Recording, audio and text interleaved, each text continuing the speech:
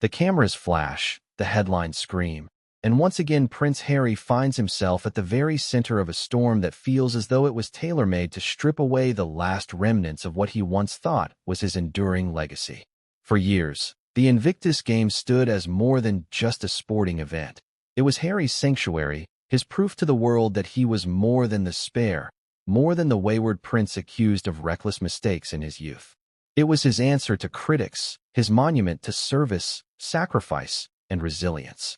And yet, in the blink of an eye, the very thing that defined him has been taken away and placed in the hands of another royal. Mike Tindall, the former rugby legend, husband of Zara Phillips, and a man who quietly but steadily built his own credibility in the shadows of palace politics. The shock is not just in the replacement itself, but in the symbolism of what it means.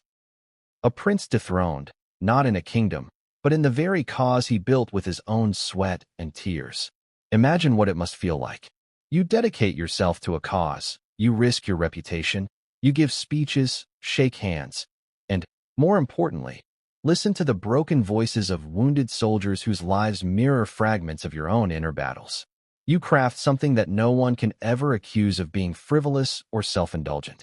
And then, one day, the phone call comes, or worse, you find out in the press that you are no longer the face of it. It is like a painter being told his masterpiece will hang in a museum, but under another man's name. This is the emotional earthquake that rocked Harry when the announcement broke. Invictus, the jewel of his post-royal identity, now belonged to someone else. Before we continue, please hit the like button, subscribe to the channel, and turn on the notification bell for updates. The public reaction was immediate and polarized. Some saw it as the inevitable outcome of Harry's turbulent choices over the past few years. Others called it a betrayal, pointing out that no one, not even the royal institution, could separate Harry from Invictus without erasing history itself.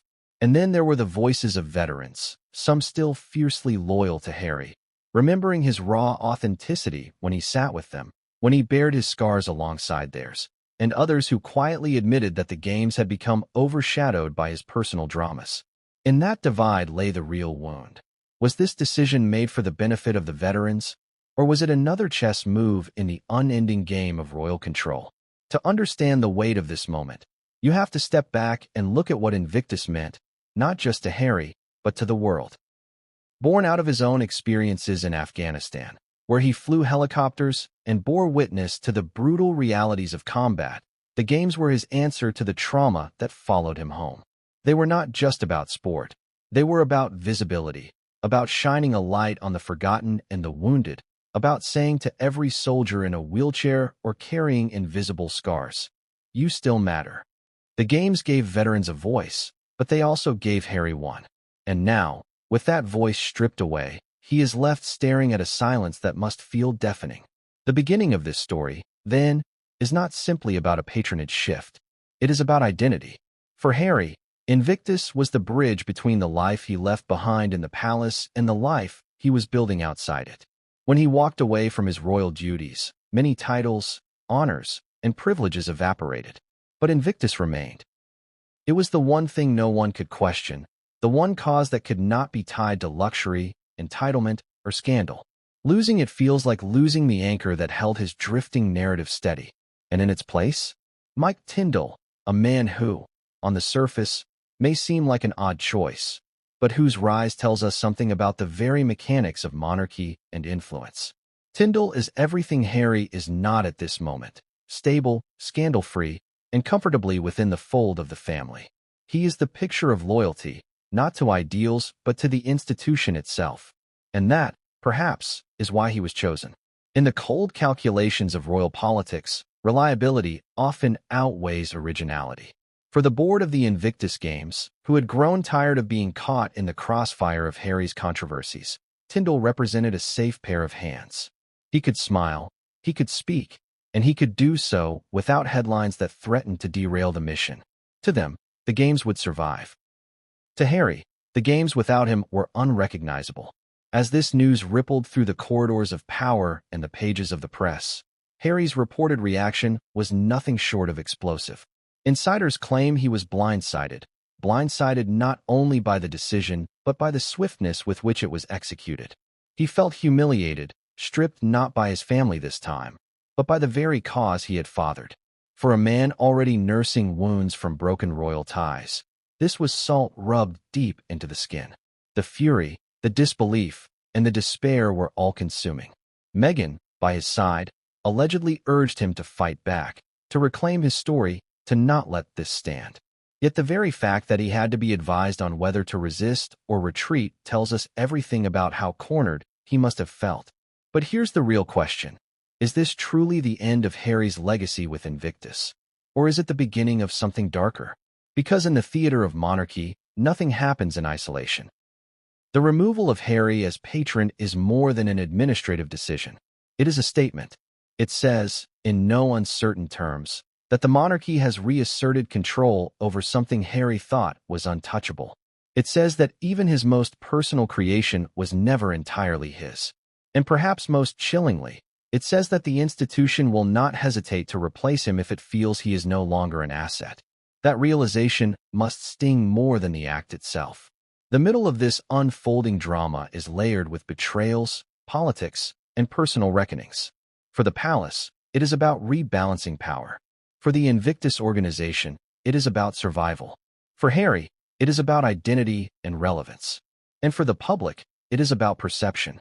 Every headline about Harry's removal is another brick in the wall of his changing legacy. The man who once stood tall as a prince who turned his pain into purpose is now painted as a prince who lost even that purpose. But is that truly fair?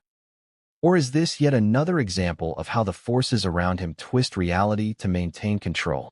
As this introduction comes to its close, the tension only grows thicker. What we have seen so far is the setup, the first act of a play that promises confrontation, heartbreak, and perhaps even redemption. We are standing at the edge of the cliff, peering down into a story that is as much about family as it is about power, as much about service as it is about betrayal. What will Harry do now? Will he bow out quietly, or will he rise, claws out, to reclaim the crown jewel of his identity? And what does Mike Tindall's quiet but steady ascension tell us about the monarchy's strategy in shaping the future? By the end of this story, you will not just know the details of how Harry was replaced. You will feel the weight of what it means. You will understand why this moment has left scars deeper than any tabloid scandal, and why the Invictus Games will never again be just a sporting event. They will stand forever as a battlefield in the war over Harry's legacy, a war that has only just begun. With the breaking news of Harry's removal, but with the very birth of the idea that became the Invictus Games. To understand the full magnitude of what he lost, you have to go back to the deserts of Afghanistan, where Harry was serving not as a prince wrapped in velvet, but as a soldier cloaked in dust and danger. It was there, flying Apache helicopters and living side by side with other servicemen, that Harry saw what war really did to people. The physical wounds were obvious, but it was the invisible ones, the trauma, the despair, the sense of abandonment, that cut the deepest. Soldiers returned home changed, not just in body but in spirit, and the world, it seemed, had little use for them once the fighting was over. For Harry, who was himself battling the ghosts of his mother's death and the pressures of a life lived under constant scrutiny, their pain resonated on a personal level. He recognized that they, too, were trapped in a cage not of their own making. That recognition planted the first seeds of Invictus. The spark for the games was lit in 2013 when Harry attended the Warrior Games in the United States. Watching wounded, injured, and sick service members compete with a ferocity that transcended their disabilities left him shaken. These weren't victims. These were warriors who had been written off by society. Yet here they were proving that resilience could look 1,000 different ways. Harry left the event both inspired and determined. He knew instantly that this was something the world needed, and he knew just as clearly that he could be the one to bring it to life on a global stage. The word Invictus itself, meaning unconquered, became the perfect banner under which he could rally soldiers and civilians alike. It was bold, it was defiant, and it was personal. This was not a royal vanity project. It was a mission. When the first Invictus Games were announced for London in 2014, few could have predicted the wave of support they would generate. Celebrities endorsed it, governments backed it, and the military community embraced it as their own. But more than the fanfare, It was the human stories that made Invictus something extraordinary. Athletes missing limbs, blinded by war, or tormented by PTSD were given a stage not to be pitted, but to be celebrated. Harry's presence at these events wasn't stiff or ceremonial. He was there on the ground, hugging competitors, listening to their stories, laughing, crying, and sharing in the rawness of the moment. In those early days, he seemed more soldier than prince, and it was this authenticity that captured hearts worldwide. For once, the headlines weren't about his missteps or scandals. They were about the hope he was helping to cultivate. The games were also transformative for Harry personally. For years, he had been cast as the reckless royal, the wild child whose antics made for good tabloid fodder. But through Invictus, he began to rewrite his own narrative. Here was a man stepping into maturity, channeling his energy into something that mattered beyond himself. It was a chance to show the world that he was not just defined by his lineage, but by his actions. Veterans spoke of how deeply he connected with them, not as a figurehead, but as someone who understood suffering. That connection became his greatest strength, and it gave the Invictus Games a credibility no other figure could have provided. The early success of the games also revealed something else. Harry had found his purpose. In a family where roles are scripted and traditions rigid, he had stumbled upon something uniquely his own. William had the throne in his future, Charles had his environmental campaigns, but Harry had Invictus. For once, he wasn't in anyone's shadow. The games were proof that he could create, lead, and inspire independently of the monarchy. This sense of ownership mattered more than titles or crowns. It gave him identity and pride that no palace honorific could replicate. To lose that years later was not just to lose a project. It was to lose a piece of himself. But it wasn't all smooth sailing. Even in the earliest years, there were whispers behind palace walls. Some courtiers viewed Invictus with suspicion, worried it gave Harry a platform too powerful, too separate from the crown. In an institution that thrives on hierarchy, Harry's growing stature outside traditional royal duties felt dangerous. He was no longer just the spare who trailed behind his brother. He was carving a space where the spotlight shone solely on him. This quiet unease within the monarchy would later grow into open conflict. Yet at the time, Harry was too focused on his mission to notice. He poured himself into expanding Invictus, bringing it to Orlando in 2016, Toronto in 2017, Sydney in 2018, and beyond. Each new city added layers to the game's prestige, and each time, Harry stood at the center as its creator, champion, and symbol. The Toronto Games in 2017 marked another turning point. This was where Harry and Meghan Markle made their first public appearance together. The event was supposed to be about veterans, but suddenly, it also became about romance. Meghan sat in the stands, holding Harry's hand, while photographers captured every smile and whisper between them. For Harry, it was a declaration of love. For the media, it was a spectacle. But for Invictus, it was the moment when the games became entangled with the drama of Harry's personal life. Some applauded the attention Meghan's presence brought. Others grumbled that it distracted from the mission. It was the first sign of how Invictus would later be pulled into the vortex of Harry and Meghan's storm. Still, nothing could erase the victories of those years. Competitors who had been told they would never walk again ran across finish lines. Men and women haunted by combat found solace in camaraderie. Families reunited with pride instead of grief. These were the miracles of Invictus, and they were Harry's miracles too. They proved that resilience was not an abstract concept, but a lived reality. And they reminded Harry of what he could accomplish when he followed his instincts instead of expectations. Each medal awarded, each embrace captured by cameras, added to his sense of purpose.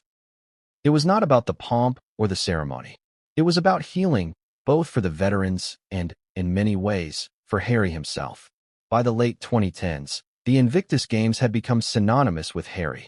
He was its founder, its face, its heart. To speak of Invictus without mentioning him was unthinkable.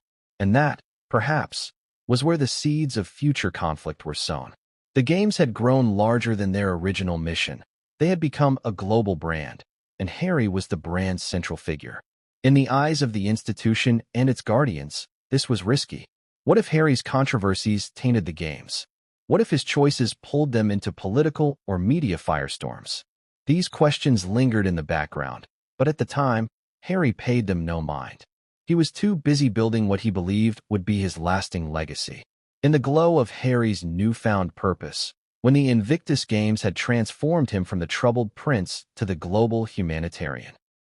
By the mid-2010s, Harry was no longer just the boy defined by tragedy or the young man hounded by tabloids for reckless behavior. He had become something different, something the world hadn't expected. Through the games, Harry carved out an identity independent of the throne, and in doing so, he found a place in the public imagination that even his brother William couldn't easily eclipse. This was the era when Harry looked unstoppable, when the power of Invictus seemed to give him a second life. The media, which had once painted him as a liability to the monarchy, now began to see him as an asset. Stories shifted from party prince headlines to glowing coverage of his compassion. Cameras captured moments that felt genuine. Harry kneeling beside veterans in wheelchairs, his hand on a soldier's shoulder, eyes filled with empathy that went far beyond royal duty. There were tears shed in those conversations, and they weren't staged. Veterans testified to how Harry listened. Really listened, in ways that politicians and even military leaders often didn't. That authenticity set him apart. For perhaps the first time, the world wasn't laughing at Harry or criticizing him. They were applauding him. His rise as a humanitarian was also a rebuke to his critics. For years, the monarchy had been wary of Harry's public image. But the games became proof that he could harness attention for something meaningful. Unlike traditional royal charities that often felt ceremonial, Invictus was tangible. People could see the transformation in the athletes' lives. They could watch a double amputee sprint across a finish line or a soldier scarred by PTSD find confidence again through competition. Those images spoke louder than any press release, and Harry was always in the center of them, not as a distant royal, but as a comrade in spirit. For the veterans, he wasn't Prince Harry, Duke of Sussex. He was just Harry, a man who had served, suffered, and survived. This connection also reshaped how the public viewed the monarchy itself. In an institution that often seemed cold and detached, Harry was warm and approachable. He hugged freely, he laughed loudly, he cracked jokes. He could be photographed sitting cross-legged on the floor with children or cheering wildly in the stands. That humanity gave Invictus a heart that few other royal projects possessed. And it gave Harry something else, global recognition as a leader in his own right. For the first time, he was not overshadowed by his brother's destiny or his father's causes. He had built something unique, and the world was responding. But it wasn't just the public that took notice. Governments, celebrities, and global organizations began throwing their weight behind the games. Michelle Obama and Jill Biden appeared at events.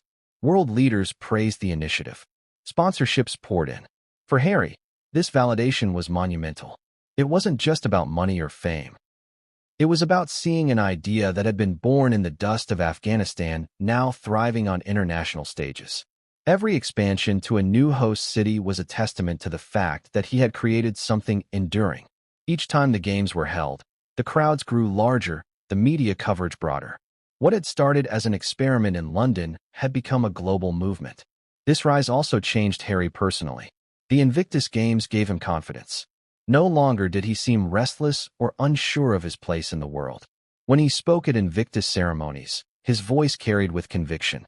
He wasn't reading empty lines. He was speaking from experience.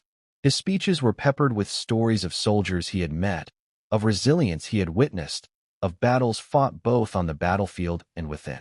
These weren't abstract causes. This was lived truth, and it gave him authority that no royal title could manufacture. For Harry, the games were healing too. They gave him structure, a mission, and perhaps even a way to process his own lingering trauma. And yet, beneath the glow of success, subtle tensions were building. While the world cheered Harry, some within the royal institution grew uneasy. The monarchy thrives on hierarchy, every role defined, every title neatly in place. But Harry, through Invictus, was carving out an identity that didn't need the crown's blessing. He was proving he could succeed without leaning on his royal status, and that was unsettling. Whispered concerns began circulating. Was Harry becoming too independent? Would Invictus tie him too closely to global politics? Could his rising profile overshadow the heir? These questions weren't asked aloud in public, but behind palace walls, they lingered like shadows at the edge of a bright light. Meanwhile, Harry seemed blissfully focused on growth. Each games brought new stories, new triumphs, new validation. The athletes became his extended family. He would walk into training camps and be greeted not with curtsies and bows, but with cheers, fist bumps, and camaraderie. That raw acceptance filled a void he had carried for years, the feeling of truly belonging. He no longer needed to prove himself to the rigid confines of palace life.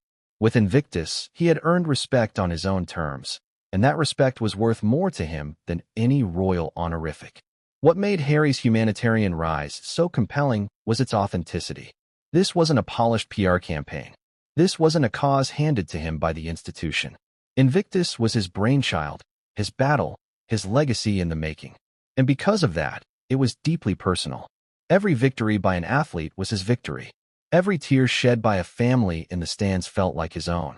That level of investment was rare in royal projects, and it made Invictus something the world admired. But also something that tied Harry's identity so tightly to it that losing it later would feel like losing himself. By the late 2010s, Harry had become the face of hope for countless veterans. His speeches were replayed across the world. His image alongside wounded warriors became iconic. Even those who once dismissed him as the reckless prince began to see him differently. The boy who had stumbled through grief, who had made mistakes in front of the world, had now grown into a man who gave back. His rise as a humanitarian wasn't just about helping others. It was about redemption, about rewriting his story in a way that mattered. And for a time, it seemed unshakable. Chapter 3 begins with a shift in tone, a slow unraveling of the stability Harry had built through Invictus. At this stage, the games were at their peak, adored internationally and embraced as a symbol of resilience. Harry was on top of the world, but cracks had begun to appear in the foundation of his relationship with the royal family. To understand why those cracks widened, you have to look at the dynamics inside the palace, where every success is measured not only by what it achieves, but also by who it benefits. Harry's soaring profile as the heart of Invictus became a source of discomfort, especially as his choices outside the games began to stir controversy. The first major fracture came with his decision to step back from royal duties alongside Meghan Markle. It was a move that shocked the institution, rattled tradition, and left supporters divided. At its core, Sussexit was about independence. Harry and Meghan wanted freedom from the rigid structures of palace life, but with freedom came consequences. Stepping down meant losing military titles, royal patronages, and the daily machinery that had once elevated his work. Yet in Harry's mind, Invictus was untouchable. It was his creation, his personal mission, and no abdication of duty could sever his connection to it. But to the royal family, that assumption was less clear. Once he declared independence, everything was up for reconsideration. The rift deepened as Harry and Meghan's relationship with the press soured. The couple fought back against media narratives they considered toxic, filing lawsuits, releasing statements, and speaking candidly about their struggles. To some, they appeared brave, refusing to be silenced by an institution that thrived on discretion. To others, they appeared reckless, undermining the dignity of the monarchy. These battles cast a long shadow over Harry's work with Invictus. What had once been seen as a noble cause now risked being tainted by his personal controversies. Donors began asking questions. Was their money going to a cause, or to a prince embroiled in never-ending drama? The games had always been about veterans, but now, in the eyes of many, they were also about Harry and Meghan. That shift was dangerous. Inside the palace, there were voices who quietly argued that Invictus could not remain tethered to Harry indefinitely. It was a project too important to risk being overshadowed by scandal. While no one openly admitted it then, the idea of slowly loosening his grip was already on the table. To them, Harry had become unpredictable, and unpredictability is the one thing monarchy cannot afford. The games, once his sanctuary, were now viewed as a vulnerability, and every misstep he made outside of them only reinforced that perception. At the heart of this conflict was identity. Harry had always believed Invictus was his alone, born of his service and his vision. But the monarchy saw it differently. In their view, every royal project is tied to the crown, not the individual. Harry may have founded the games, but as long as he remained a prince, Invictus was also theirs. This clash of ownership simmered beneath the surface, unspoken but undeniable. And as Harry grew further estranged from the family, the risk of losing control over what he had built became more real. The public, too, began to sense the tension. On one hand, they admired Harry's passion and authenticity. On the other, they couldn't ignore the controversies swirling around him. The interviews, the documentaries, the revelations about palace life. These all became part of his brand. For Invictus, which thrived on unity and healing, association with conflict was problematic. Some veterans voiced concern quietly, admitting that while they loved Harry, they worried about the games becoming a stage for royal drama. It was a painful paradox. The very man who had created the games was now at risk of being seen as their liability. Yet Harry refused to waver. In his mind, his work with Invictus was above politics, above royal disputes, above media storms. He continued to show up, to sit with veterans, to give speeches that moved crowds to tears. He held fast to the belief that his connection to the games was unbreakable. But even as he clung to that belief, the world around him was shifting. Meghan's growing influence in his life made him even more determined to chart his own path, even if it meant clashing with the very institution that had once supported him. The palace saw this not as independence, but as defiance. And defiance has consequences. The growing rift with his brother William added fuel to the fire.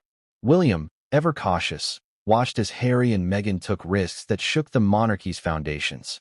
Their relationship, once built on brotherhood and shared grief, became strained to the point of open hostility. Harry's work with Invictus, instead of being celebrated within the family, became a point of tension. Was he overshadowing William's initiatives? Was he drawing attention away from the heir? These unspoken questions hung heavily in the air, turning Invictus into yet another battlefield in their personal war. As Chapter 3 unfolds, it becomes clear that Harry's bond with Invictus, once his lifeline, was now entangled in the broader conflict with the royal family. Every step he took toward independence deepened the suspicion that his projects could no longer be trusted to remain apolitical. The very act of creating something so deeply personal had placed him in direct opposition to an institution that valued control above all else. He may have believed Invictus was his legacy, but the forces aligning against him saw it as a tool that could be reshaped, repurposed, or even reassigned. Chapter 4 begins in the quiet corridors of power where decisions are rarely made in the open but whispered into existence long before they reach the headlines. By this stage, the cracks between Harry and the monarchy had widened into clear fractures, and the very thing he thought was his unshakable legacy, the Invictus Games, was slowly becoming a pawn in a larger struggle. This chapter is about how the seeds of replacement were sown, not overnight, but through a gradual erosion of confidence in Harry and the steady positioning of another figure who would one day step into his role, Mike Tindall. At first, the doubts about Harry's continuing patronage of Invictus were subtle, barely perceptible to those outside the inner circles. There were murmurs about finances, whispers about whether the games could sustain their momentum under his volatile media presence. Donors who had once written checks eagerly began asking pointed questions. Could Invictus remain a neutral platform when its founder was increasingly associated with lawsuits, tell-all interviews, and a public war with the institution he had once represented? For the board and stakeholders, it was a troubling equation. The games had to be about veterans, about resilience, about healing.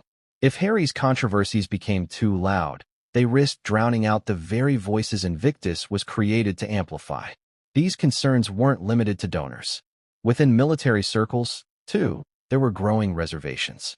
While many veterans remained fiercely loyal to Harry, praising his authenticity and the bond he had forged with them, others worried that the games were becoming politicized by association. They didn't want their stories overshadowed by tabloid drama. For them, Invictus wasn't about one man, however genuine he might be. It was about the collective. As these voices grew louder, the idea of bringing in additional figures to stabilize the brand began to take root. Enter Mike Tindall. On the surface, he may have seemed an unlikely contender. A former rugby player with no direct military service, his connection to Invictus wasn't obvious. But scratch beneath the surface, and his candidacy made sense. Tindall was already a familiar face within royal circles, married to Zara Phillips, Princess Anne's daughter. Unlike Harry, he had never rebelled against the institution. He was loyal, grounded, and carried none of the baggage that came with tabloid wars. To the board, he represented something Invictus needed: stability. His athletic background gave him credibility in the world of sport, his marriage tied him to the royal family, and his reputation was untarnished by scandal. He was, in short, the safe pair of hands they craved. But the idea of replacement was never going to be simple.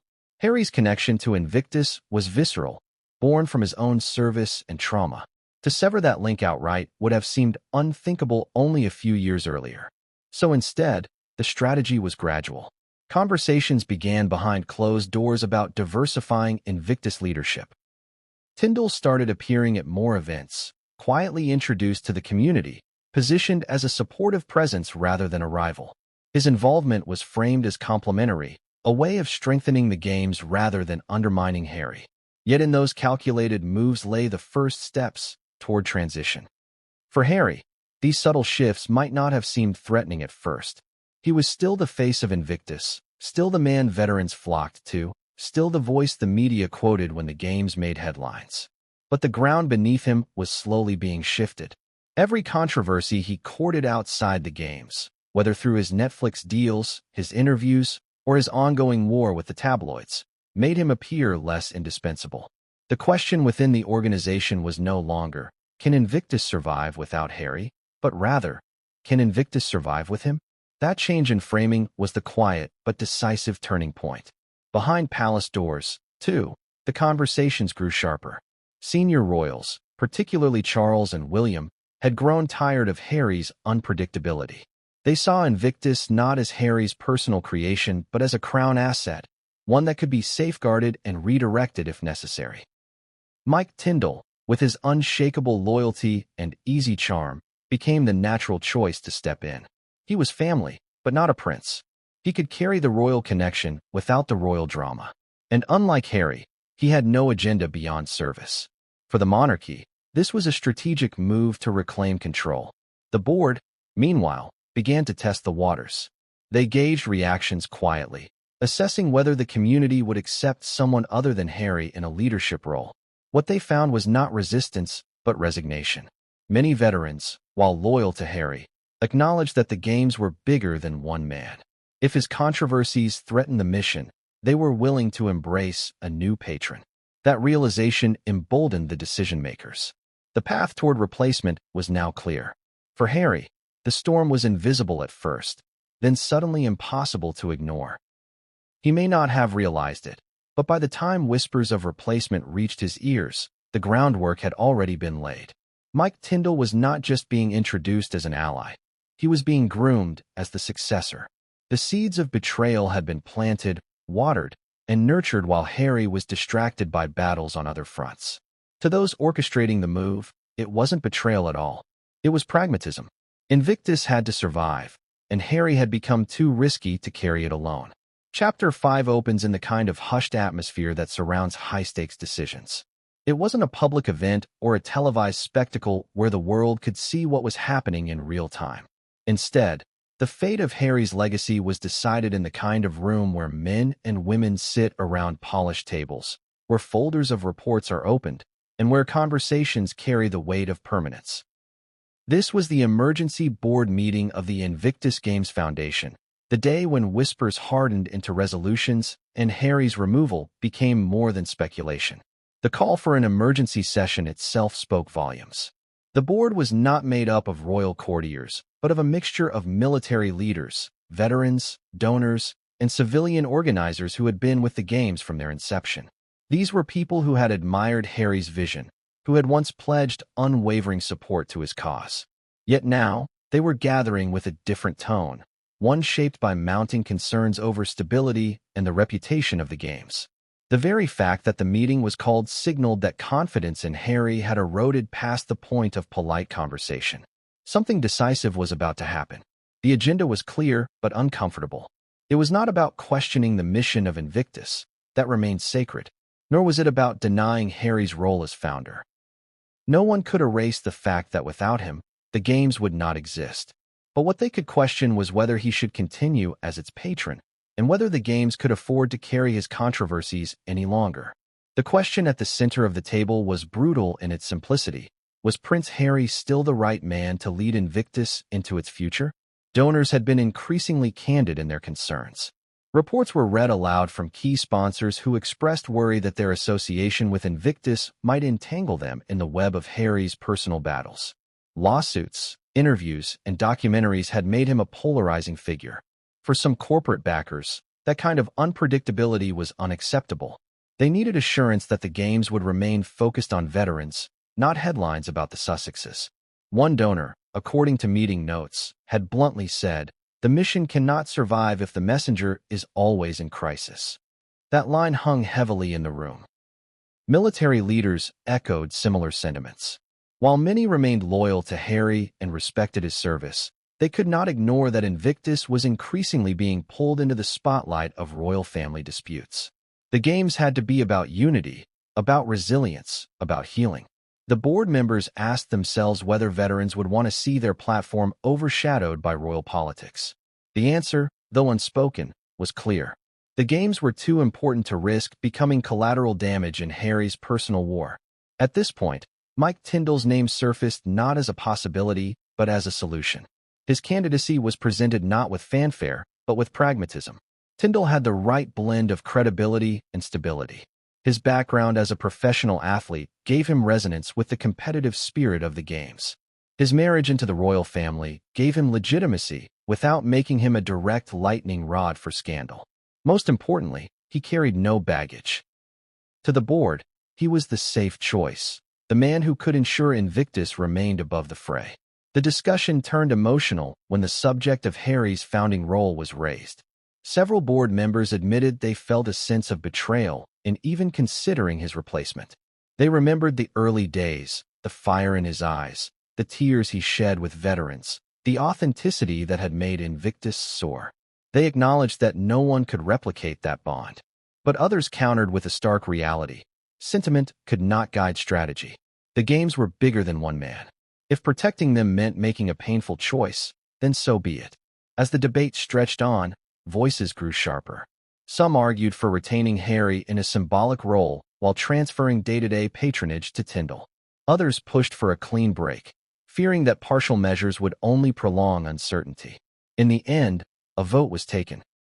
Though exact numbers were not disclosed, those present later suggested that the majority favored full replacement.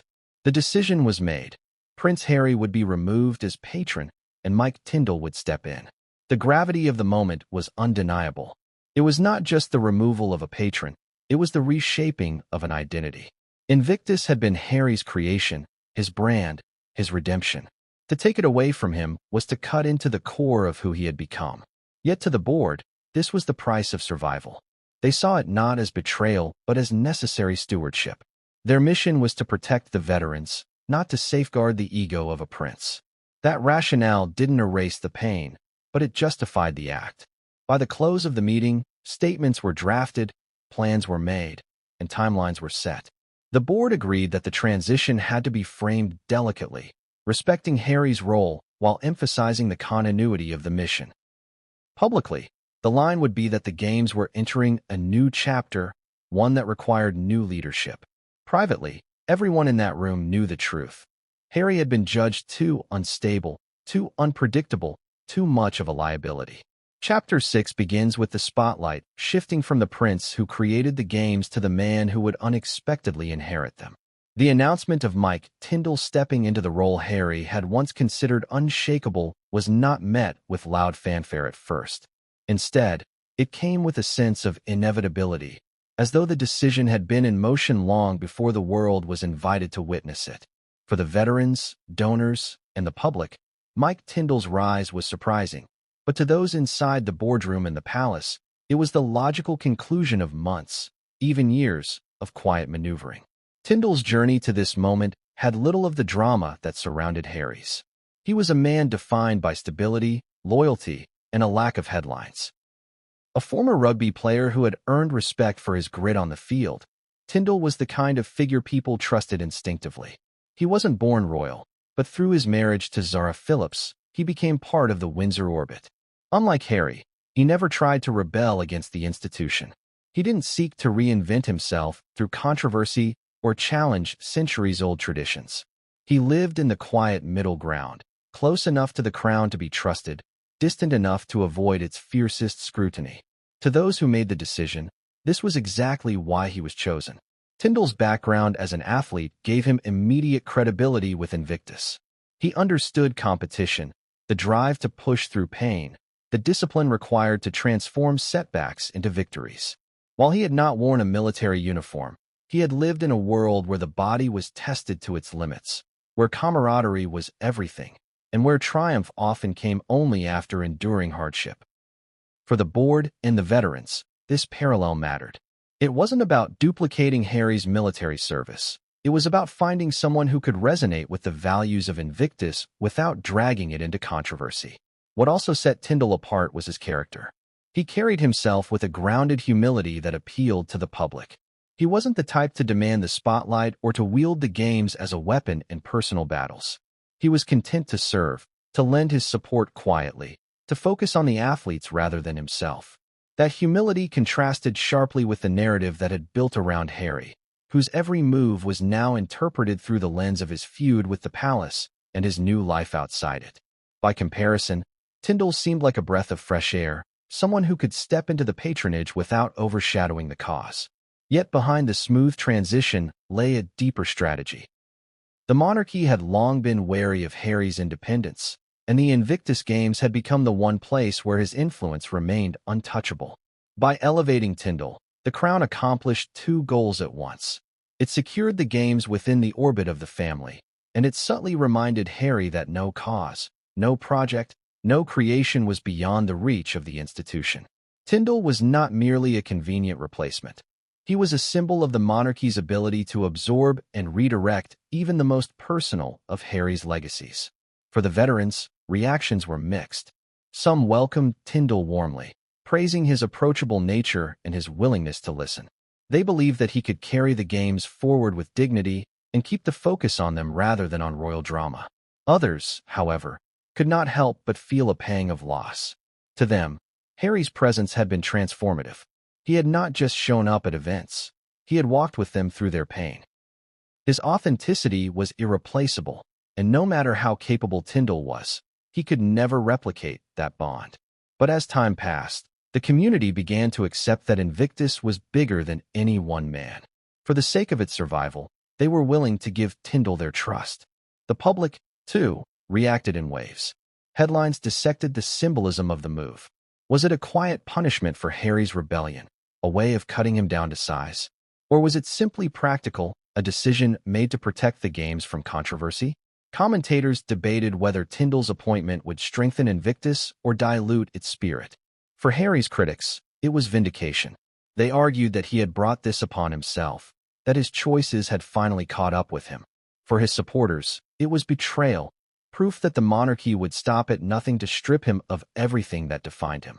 Through it all, Tindall remained calm, almost understated. He made no grand declarations, no fiery speeches. Instead, he spoke with respect for Harry's role as founder, acknowledging the game's origins while focusing on the athletes and the future. That tone of humility disarmed some critics and reassured many that the games would continue in safe hands. In his quiet way, Tindall demonstrated the very qualities that had made him the board's choice: loyalty, steadiness, and an ability to keep the focus where it belonged. But beneath the smooth public rollout, one truth lingered unspoken.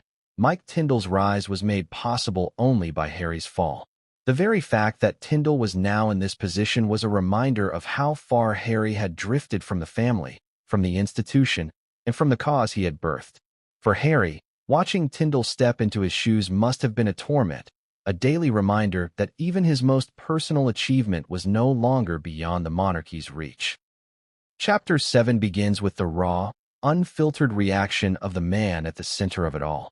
When the news finally reached Harry that he had been removed as patron of Invictus and replaced by Mike Tindall, the reports from those close to him describe an explosion of fury that shocked even those accustomed to his temper. This was not the composed public figure delivering carefully worded speeches. This was Harry the soldier, the son, the man who felt stripped of the one legacy he had built with his own hands. His disbelief quickly turned into outrage, and that outrage spilled into every corner of his life.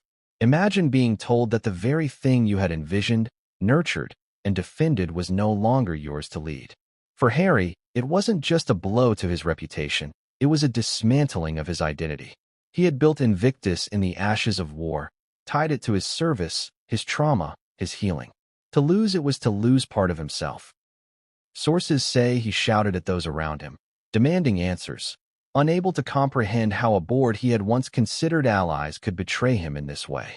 He called it theft, humiliation, sabotage. Every word dripped with pain.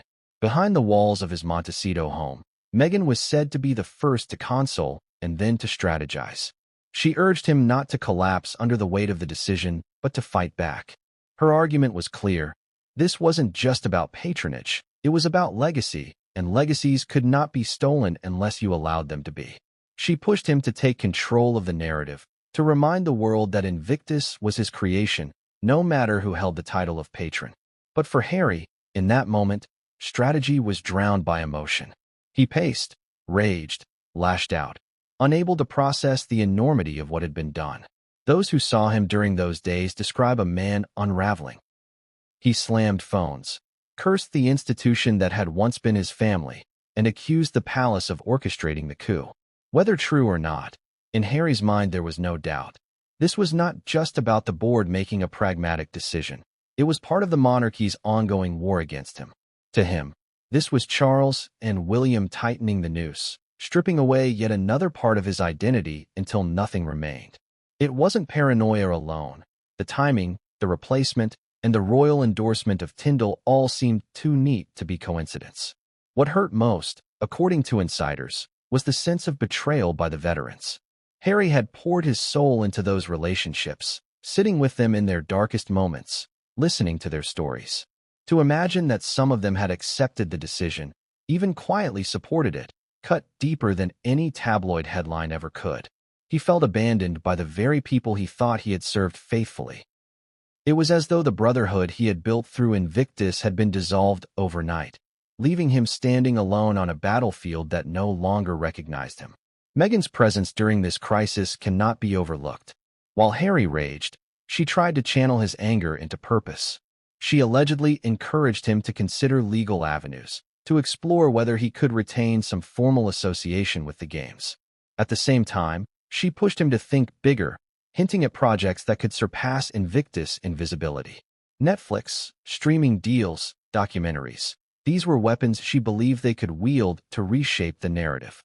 But Harry's grief was not so easily redirected. To him, no new project could replace the authenticity of Invictus. It wasn't about fame or money, it was about meaning. And that meaning had just been ripped from his hands. The media, of course, seized on reports of his fury. Headlines painted him as unhinged, out of control, a prince unraveling in public view. Critics mocked his reaction, suggesting that he had only himself to blame for alienating the very institution that once protected him. Supporters, however, saw it differently. They argued that his anger was justified, that anyone who had poured their soul into a cause only to be pushed aside would feel the same. Social media lit up with debates. Was Harry a victim of betrayal, or was he simply facing the consequences of his choices? Through it all, Harry's voice remained silent in public, but insiders described long nights of heated phone calls to allies and confidants. He wanted answers, he wanted explanations, and he wanted someone to admit that this was orchestrated from the top. Every conversation circled back to the same raw wound. How could they take Invictus away from him? It wasn't about the title of patron. It was about ownership, about the sense that his story was no longer his to tell. The explosive reaction marked a turning point.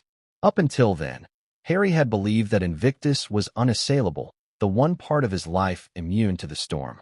Losing it shattered that illusion. For him, it wasn't just a professional setback, it was a personal collapse. It proved that no matter how far he tried to run, no matter how hard he tried to redefine himself, the monarchy could still reach into his life and undo everything. That realization was devastating. Chapter 8 opens with the fallout spilling into the royal family itself. The decision to remove Harry as patron of Invictus was not just an organizational move. It carried the fingerprints of palace politics, and Harry knew it. For him, the board may have delivered the final blow, but the hand guiding it came from within his own bloodline. This belief lit a fuse under already strained family relationships and set off a chain reaction of conflict that reached from Montecito to Buckingham Palace. Reports suggest that William and Charles quietly backed the transition long before it became public. To them, Invictus was too significant a global brand to remain tethered to a prince who had chosen to break away from the monarchy. They could not risk the games being overshadowed by Harry's battles with the press, his lawsuits, or his media deals. In their eyes, Invictus was not Harry's personal property. It was a crown-affiliated project that needed the steadying hand of someone loyal. Replacing Harry with Mike Tindall was more than pragmatic. It was symbolic. It was the institution reclaiming a jewel that had strayed too far from the crown's grasp. This decision, however, ignited a new firestorm in Harry's relationships with his family. Conversations that were already cold turned into outright hostility. According to insiders, when Harry confronted his father about the move, Charles responded with a calm finality that infuriated him even more. The king reportedly told him that Invictus would always be tied to the crown, no matter who ran it, and that Harry's choices had left the board no alternative. To Harry, these words felt like betrayal disguised as reason. To Charles, they were the sober truth of monarchy. Individuals come and go, but institutions endure. William's role was even more sensitive. Once, the brothers had stood side by side, bonded by grief and duty. Now, they barely spoke without venom. Sources suggest that William quietly supported Tindall's appointment, believing it would bring stability to the games while preventing Harry from continuing to use it as a personal platform. Harry saw this as unforgivable. In his view, William had not only failed to protect him, but had actively participated in dismantling his legacy. The sense of brotherhood that once carried them through tragedy had fractured beyond recognition. Where there had once been loyalty, there was now only rivalry. Princess Anne's influence also cannot be overlooked. Known for her no-nonsense approach and deep ties to military life, and had long admired Tindall's character. As his mother-in-law, she reportedly vouched for his suitability, assuring both the family and the board that he was the right man to carry the torch. Her endorsement carried weight, particularly with the military circles that respected her own decades of service. For Harry, this was salt in the wound. It was not just his father and brother against him. Now even his aunt seemed to have chosen another man over him in the cause he considered his own. Behind palace doors, the mood was one of quiet satisfaction. To them, the move was not cruel but necessary. Harry's unpredictability had been a liability for too long. They believed that Tindall's appointment would protect the integrity of Invictus and shield it from scandal. But to Harry, it looked like a conspiracy. Each royal hand in the decision felt like another knife in his back, confirming his worst fear, that his family was systematically stripping him of everything that defined him. The media quickly framed the story as a clash of family politics rather than simply an organizational change. Headlines declared open warfare between the Windsors, portraying Harry as the furious outcast and Tindall as the monarchy's chosen replacement. Public opinion was divided. Some saw the move as the palace finally asserting discipline, reclaiming control over a project that should never have strayed too far from its roots. Others sympathized with Harry, arguing that the family had robbed him of the one thing he had built on his own.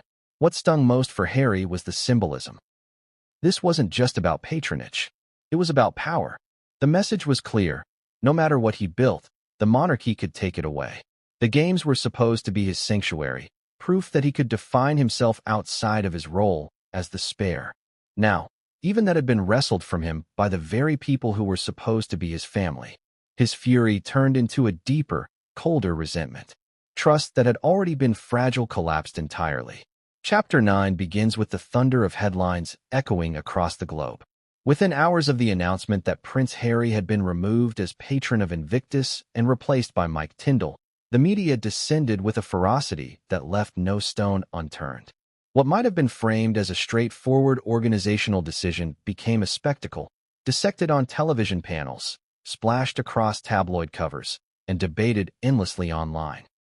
For Harry, It was as though every newspaper, every pundit, and every commentator had gathered to broadcast his humiliation. The tone of the coverage was merciless. Headlines screamed of betrayal and downfall. Prince replaced, Harry humiliated, Invictus abandons its founder. Television anchors replayed clips of Harry's past Invictus speeches, juxtaposing his words of hope and healing with the cold reality of his ouster. Images of Mike Tindall smiling with veterans were presented alongside photos of Harry looking strained and angry, reinforcing the narrative of a transition from chaos to stability. In the court of public perception, the message was clear. Harry had lost control of his own creation, and the world was watching. Commentators had a field day. Some portrayed Harry as the tragic architect of his own downfall, arguing that his years of defiance against the monarchy and constant entanglement in controversy had left the board no choice. They pointed to his interviews, his memoir, and his lawsuits as evidence that he was no longer capable of representing Invictus without distraction. Others, however, painted him as the victim of a calculated betrayal, a man whose family had systematically stripped him of everything he held dear. To them, this was less about pragmatism and more about punishment, a warning to anyone who dared step outside the lines of royal tradition. The media firestorm was not confined to the UK. In the United States, where Harry and Meghan had built their new lives, the story ignited fierce debate. American outlets, often more sympathetic to the couple, highlighted the emotional cruelty of the decision. They interviewed veterans who credited Harry with changing their lives, emphasizing the authenticity of his bond with them. Yet even in the U.S., cracks appeared. Commentators asked whether Harry's personal brand, now heavily tied to Hollywood deals, had undermined the seriousness of his role. The firestorm revealed a truth Harry could not escape. His personal life and his public legacy were now inseparable, and every decision he made carried consequences for both. For Harry, the deluge of coverage was unbearable. Friends reported that he avoided the news, unable to stomach the constant reminders of his loss. But avoidance was impossible. Every time he stepped outside, every time he opened his phone, the headlines found him. Even sympathetic voices only deepened the wound.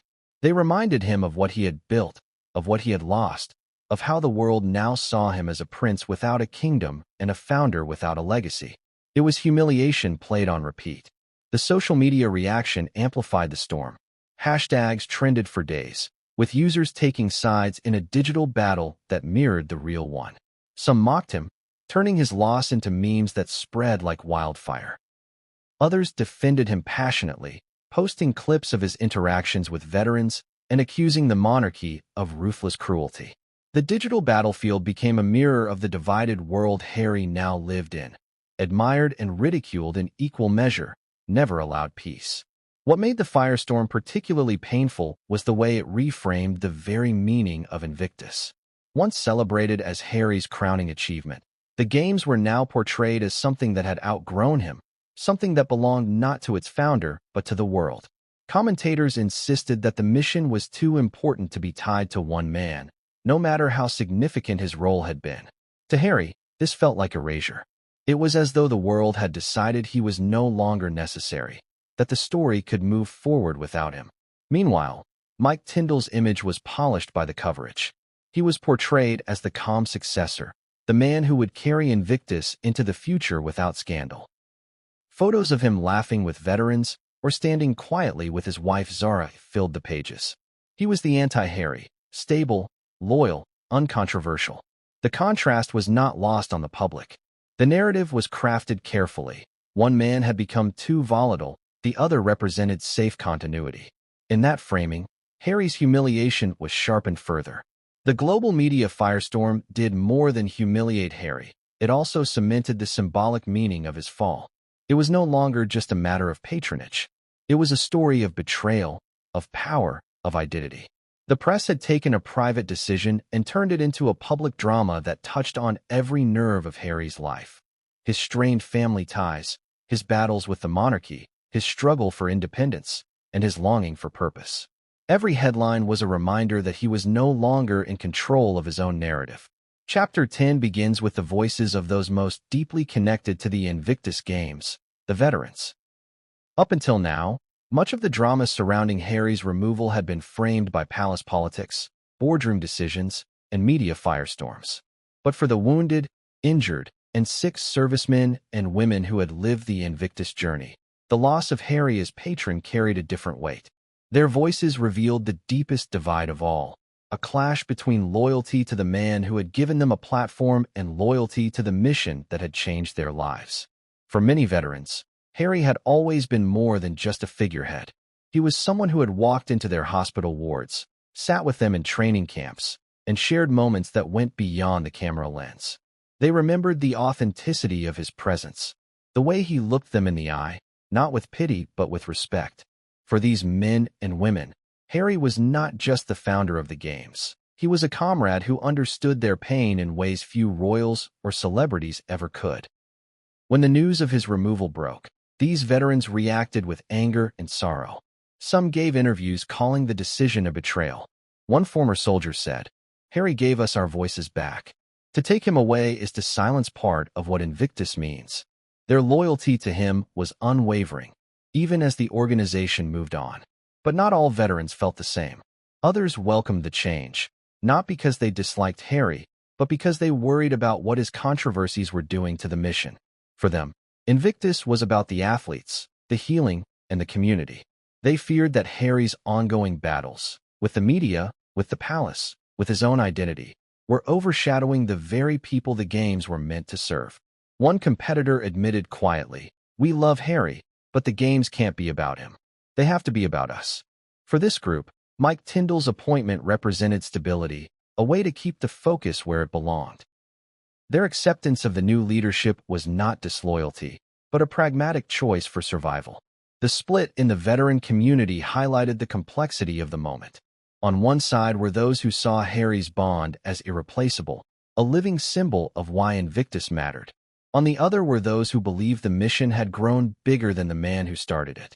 The tension between those two perspectives created a rift not unlike the one dividing Harry from his family.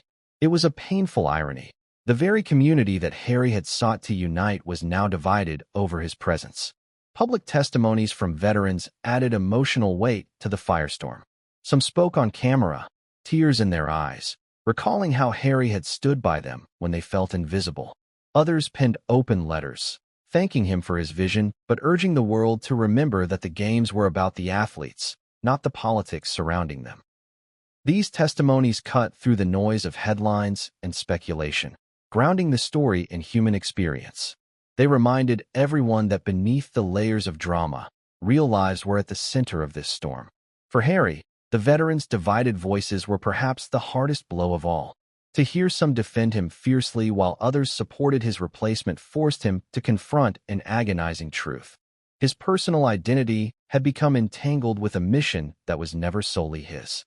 He had created Invictus for them, but in the end, it was theirs to carry forward. That realization deepened his sense of loss. He could no longer claim the games as entirely his own, because the very people they were meant to serve had different visions for their future. Mike Tindall's early outreach to the veteran community was careful and respectful. He attended events, listened more than he spoke, and made clear that his priority was to serve them, not to claim the spotlight. He paid tribute to Harry's founding role while emphasizing that the mission remained unchanged. Some veterans responded warmly, impressed by his humility and sincerity. Others remained skeptical, struggling to accept him as the new face of a cause that had been so deeply tied to Harry. The tension was palpable at those early gatherings, a mixture of gratitude for continuity and grief for what had been lost. The public watched as these voices played out in interviews, articles, and documentaries. The divide among veterans mirrored the divide among ordinary people following the story.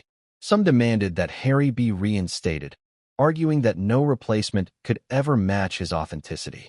Others praised the smooth transition, insisting that Invictus could not afford to be dragged into royal drama. The debates raged not just in the media, but in living rooms and online forums around the world. The story had become more than a question of patronage. It had become a question of ownership. Who truly owned Invictus? Its founder, its athletes, or the institution that now controlled it? Chapter 11 opens with the figure who had been at Harry's side through every storm, Meghan Markle. While Harry's emotions spiraled in the wake of his removal, Meghan's response was far more calculated. Those who know her say she quickly shifted from consolation to strategy, determined not to let the humiliation define them. To Meghan, every crisis was also an opportunity, and this one could be transformed into a new narrative, if handled correctly. Behind the closed doors of their Montecito mansion, conversations turned quickly from grief to action. Meghan urged Harry to see the loss not as the end of Invictus, but as a chapter in a larger story. She reminded him that he remained the founder, the visionary, the man who had breathed life into the games. Titles, she argued, were superficial. What mattered was perception, and perception could be reshaped. The first step, she suggested, was to control their side of the story before the palace and the media cemented theirs. According to insiders, Meghan floated the idea of a documentary focused not on the games as they currently stood, but on their origins, the story of how Harry had created them from his own experiences and struggles. By telling the story in his own words, they could reclaim ownership of the narrative, even if the title of Patron had been stripped away. Netflix, always eager for royal content, was seen as a natural partner. The project would highlight Harry's authenticity, his connection to veterans, and his legacy, positioning him not as a discarded figure, but as the rightful founder whose contribution could never be erased. At the same time, Meghan reportedly advised Harry to frame his public appearances carefully. Rather than responding with open anger, she urged him to maintain dignity, to show that he was bigger than the betrayal. Every photograph, every speech, every soundbite would matter now more than ever. She reminded him that the world loved resilient stories, and if he could transform his personal pain into strength, he could still win public sympathy. To her, image was everything, and Invictus could still be his brand, even if he no longer officially represented it. But behind her strategy was also calculation. Meghan understood that Invictus was not just a personal passion for Harry. It was a powerful symbol with enormous media value. Losing the patronage diminished their direct influence, but it didn't have to diminish their ability to profit from the story. Some critics accused her of pushing Harry to exploit the situation for personal gain, but others saw it as loyalty, as a wife determined to protect her husband's legacy and ensure that his work remained visible on the world stage. The truth likely lay somewhere in between. Rumors swirled that Meghan also explored the idea of creating a new initiative that could rival Invictus. While the games were locked under official structures, nothing prevented Harry from launching a parallel project focused on veterans' mental health or rehabilitation. Such a move would be bold, perhaps even risky, but it would allow him to reassert control over his narrative. The palace might have claimed Invictus, but they could not claim the entirety of Harry's connection to the veteran community. Meghan's ambition fueled discussions about what such a project might look like. Streaming partnerships, corporate sponsors, and global stages were all floated as possibilities. Of course, Meghan's growing involvement in shaping Harry's response did not go unnoticed by the media. Critics accused her of manipulating the situation, of pushing Harry further into conflict with his family for her own benefit. Headlines questioned whether she was truly supportive or whether she saw the crisis as a chance to expand their media empire. For Harry's detractors, Meghan was once again painted as the driving force behind his estrangement. For their supporters, however, she was seen as the only one who stood by him, the only voice urging him to fight for himself in a world determined to strip him of everything. Harry himself was torn. His emotional devastation made him resistant at times to Meghan's practical tone.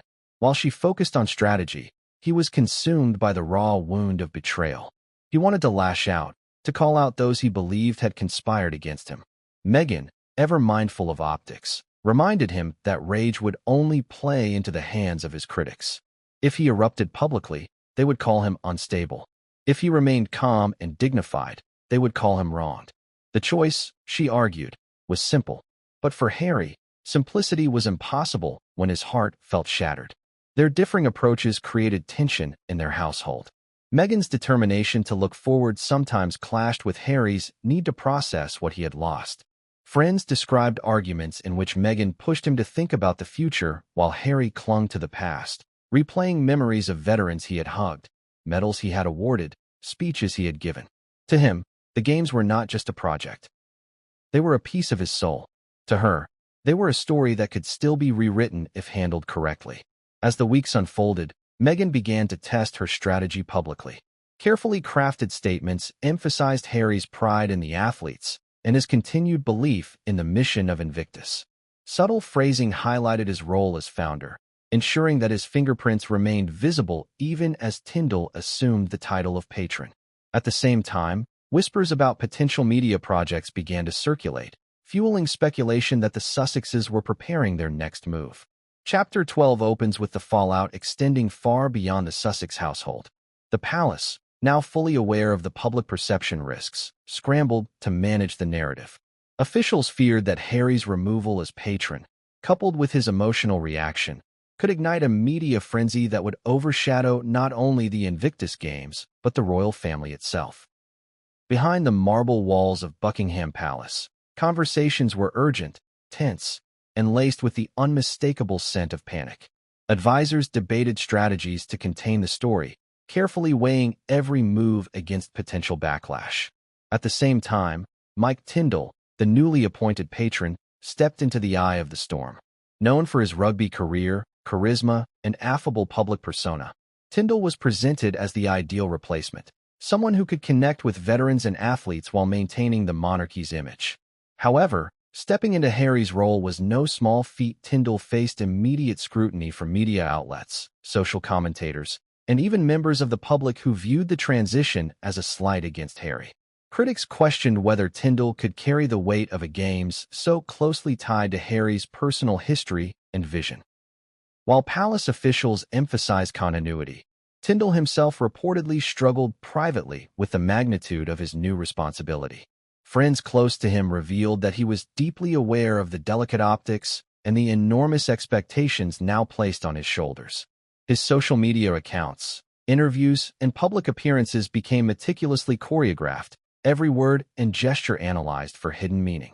The pressure of stepping into a role defined by someone else's legacy was immense, and the scrutiny only intensified as whispers of Harry's potential media countermoves circulated. Meanwhile, in the United States, Harry and Meghan monitored every development with intensity. Each article, broadcast segment, and social media post was scrutinized, dissected, and discussed between them. Harry's anger simmered beneath a veneer of composure. Meghan continued to act as both confidant and strategist, urging him to remain measured in public but relentless in crafting his own narrative behind the scenes.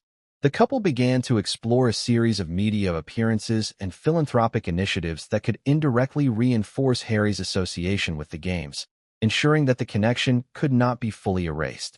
Amid this strategic positioning, former veterans associated with Invictus began to speak publicly, adding another layer of complexity. Many expressed loyalty to Harry, sharing anecdotes of personal encounters and experiences that highlighted his commitment to their well-being. These stories, widely circulated online and in news outlets, painted a picture of a patron whose dedication was genuine, personal, and irreplaceable.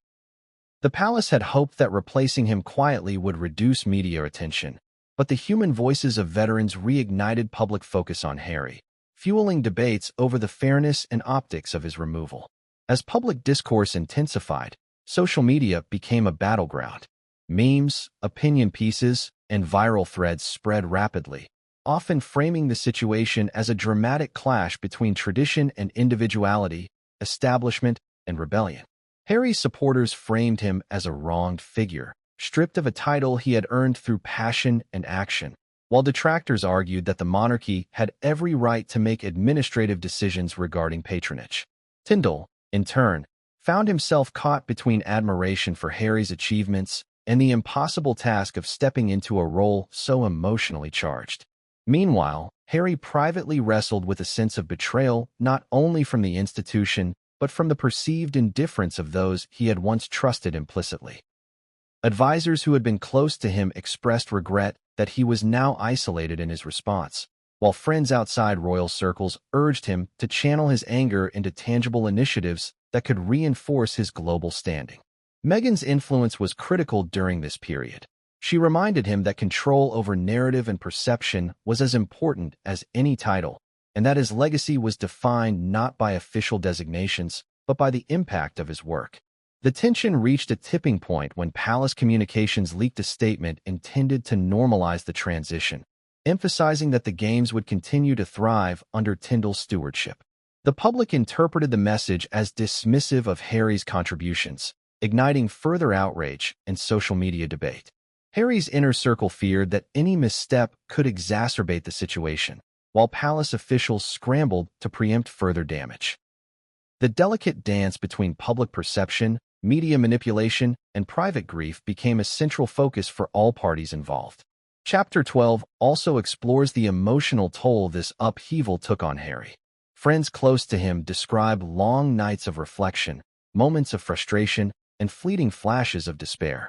Each media report reminded him of the title he had lost. Each photo of Tindall in the role highlighted the contrast between the man he had been and the situation he now faced. Yet, even amid the turmoil, he began to recognize opportunities for resilience. Every challenge presented a chance to redefine his influence, to assert his identity independently of the institution that had sidelined him. Chapter 13 opens with Prince Harry taking a rare public stance, signaling that he will not quietly accept the removal of his patronage over the Invictus Games. The news of Mike Tindall stepping into his role had spread like wildfire, dominating headlines and social media feeds alike. It was a situation fraught with symbolism. Harry's personal mission to honor wounded veterans had been abruptly wrested from him, and the man now wearing the mantle of leadership was an accomplished sportsman, yes, but not the founder who had invested his heart, sweat, and unwavering commitment into the cause. Public perception mattered, and Harry knew that every second of silence risked his legacy being rewritten by others. Immediately following the announcement, Harry convened a private meeting with his closest advisors in Los Angeles. The room was tense, a mixture of strategy and simmering frustration hanging in the air. He wanted options laid out, contingency plans mapped, and, most importantly, ways to ensure that his connection with the games remained undeniable. "I didn't create this to be sidelined," he reportedly said, his voice tight but determined. "This isn't just about a title. It's about the lives of those who've sacrificed for their country, and the world needs to remember that." His words were not mere rhetoric. They were a declaration of intent. The man who had been stripped of his formal role was gearing up for a campaign that could rival any political maneuver in audacity and scale. The first phase of his response was subtle but powerful. Harry began reaching out to veterans, donors, and former collaborators, reminding them of his ongoing dedication. Each interaction was calculated yet heartfelt, reinforcing the perception that Harry's commitment transcended any official title. Stories of his personal visits to hospitals, one-on-one interactions with recovering soldiers, and fundraisers he had organized were shared online, quietly reminding the public that he remained intimately connected to the mission. The palace's attempt to minimize his influence was being countered, not with loud statements, but with an organic outpouring of loyalty and support from those whose lives he had genuinely impacted. Meanwhile, media outlets across the globe reported on every development. Analysts and commentators debated the implications of the change in patronage, speculating whether Harry might retaliate publicly or quietly build his own parallel initiatives. Social media exploded with hashtags, memes, and commentary, some sympathetic to Harry, others critical, but all reflecting the intensity of public interest. The contrast between Harry and Tindall was highlighted repeatedly, portraying a clash between tradition and innovation, past and present, passion and perception. Harry's camp, however, understood that narrative control was key. They carefully monitored stories, issuing clarifications or subtle reinforcements when necessary, ensuring the world knew the depth of Harry's involvement in the game's founding principles. Tindall, meanwhile, was navigating the opposite challenge. Though respected and admired in his own right, he was immediately thrust into a role already heavily defined by another's legacy. Every public appearance, every interaction with veterans, and every comment was scrutinized for authenticity and effectiveness. Questions lingered about whether he could match the emotional connection Harry had forged over years of dedication. While Tindall approached the role with professionalism and enthusiasm, the shadow of Harry's absence was ever present, a constant reminder that legacy cannot simply be transferred by decree. As Harry continued to mobilize his networks, whispers began circulating about potential media projects he could undertake to maintain influence. Podcasts, interviews, and public statements were discussed strategically, all designed to reaffirm his identity as the visionary behind Invictus, independent of formal recognition.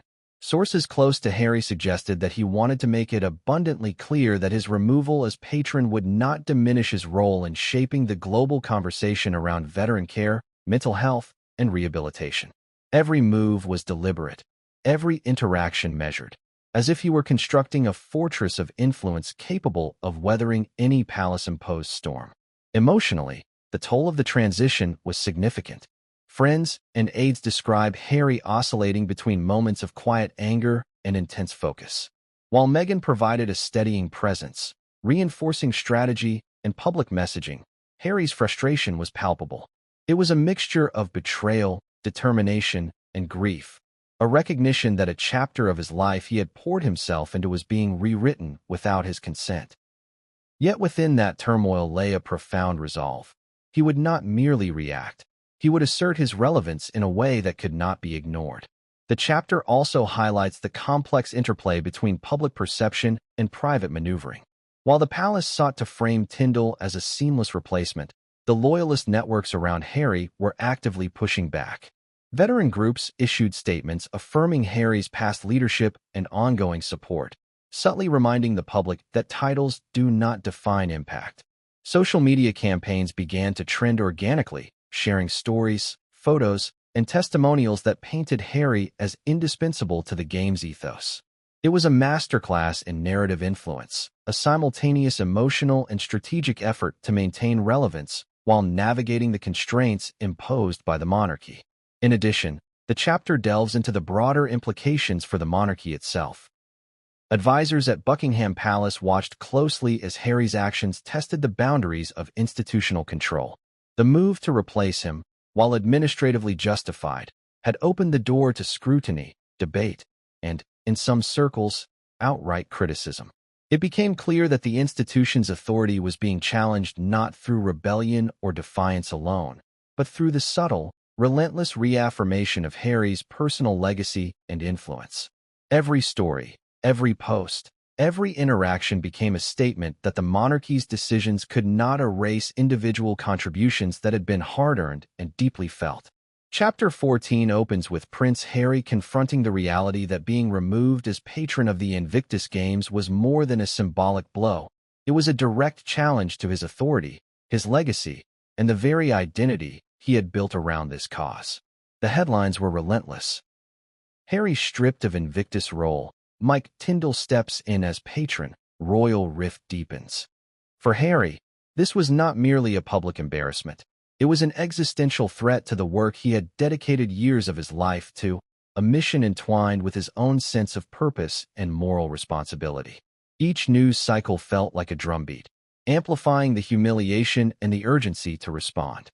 The chapter begins with Harry reviewing reports from his advisors, analyzing the public sentiment and media coverage. Social media reactions range from outrage to skepticism, with some calling the decision a betrayal of the game's original spirit. Every tweet, post, and commentary piece was a reminder that while he could be officially removed, the public narrative was not so easily controlled. Harry's mind raced with strategies: how to reclaim his narrative, how to ensure that veterans and supporters knew the truth, and how to demonstrate that his influence over the games remained indelible, regardless of formal titles. Meanwhile, Mike Tindall, thrust into the role of patron, faced an equally complex set of pressures. Though widely respected for his athletic achievements and public demeanor, Tindall stepped into a position already defined by Harry's legacy. His every public appearance, every interaction with wounded veterans, and every speech was scrutinized for authenticity, effectiveness, and comparison to Harry. The shadow of Harry's accomplishments loomed large, creating a delicate balance between stepping up as a leader and acknowledging the foundation laid by his predecessor. Tindall's team was keenly aware that public perception would make or break his tenure, and every detail, from timing of events to social media posts, was strategically planned. Harry's response, however, was anything but passive. He orchestrated a series of private and public actions to reaffirm his connection to the games. Personal messages to veterans, calls to major donors, and behind-the-scenes meetings with sponsors were all carefully timed to reinforce his continued involvement and dedication. Harry also began planning an unprecedented media initiative. Interviews, podcasts, and op-eds that would publicly highlight his founding role, his vision for the games, and his ongoing commitment to the participants. Each step was calculated to build a narrative in which Harry was not merely the founder removed from a title, but the enduring heart and soul of Invictus. Emotionally, Harry's journey in this chapter is portrayed with nuance. Friends and aides describe a prince oscillating between frustration, determination, and deep resolve. Meghan Markle, ever the strategist and stabilizing force, provided counsel and support, helping him navigate both the public and private arenas. Together, they weighed the implications of each move, considering how the monarchy, media, and public would interpret their actions. Harry's anger was palpable, yet channeled, not in reckless outbursts, but in meticulously planned actions that underscored his enduring commitment. The chapter also examines the ripple effects on the monarchy itself. Advisors and palace officials watched closely, recognizing that Harry's maneuvers threatened to overshadow Tindall's appointment and shift public sympathy toward the prince.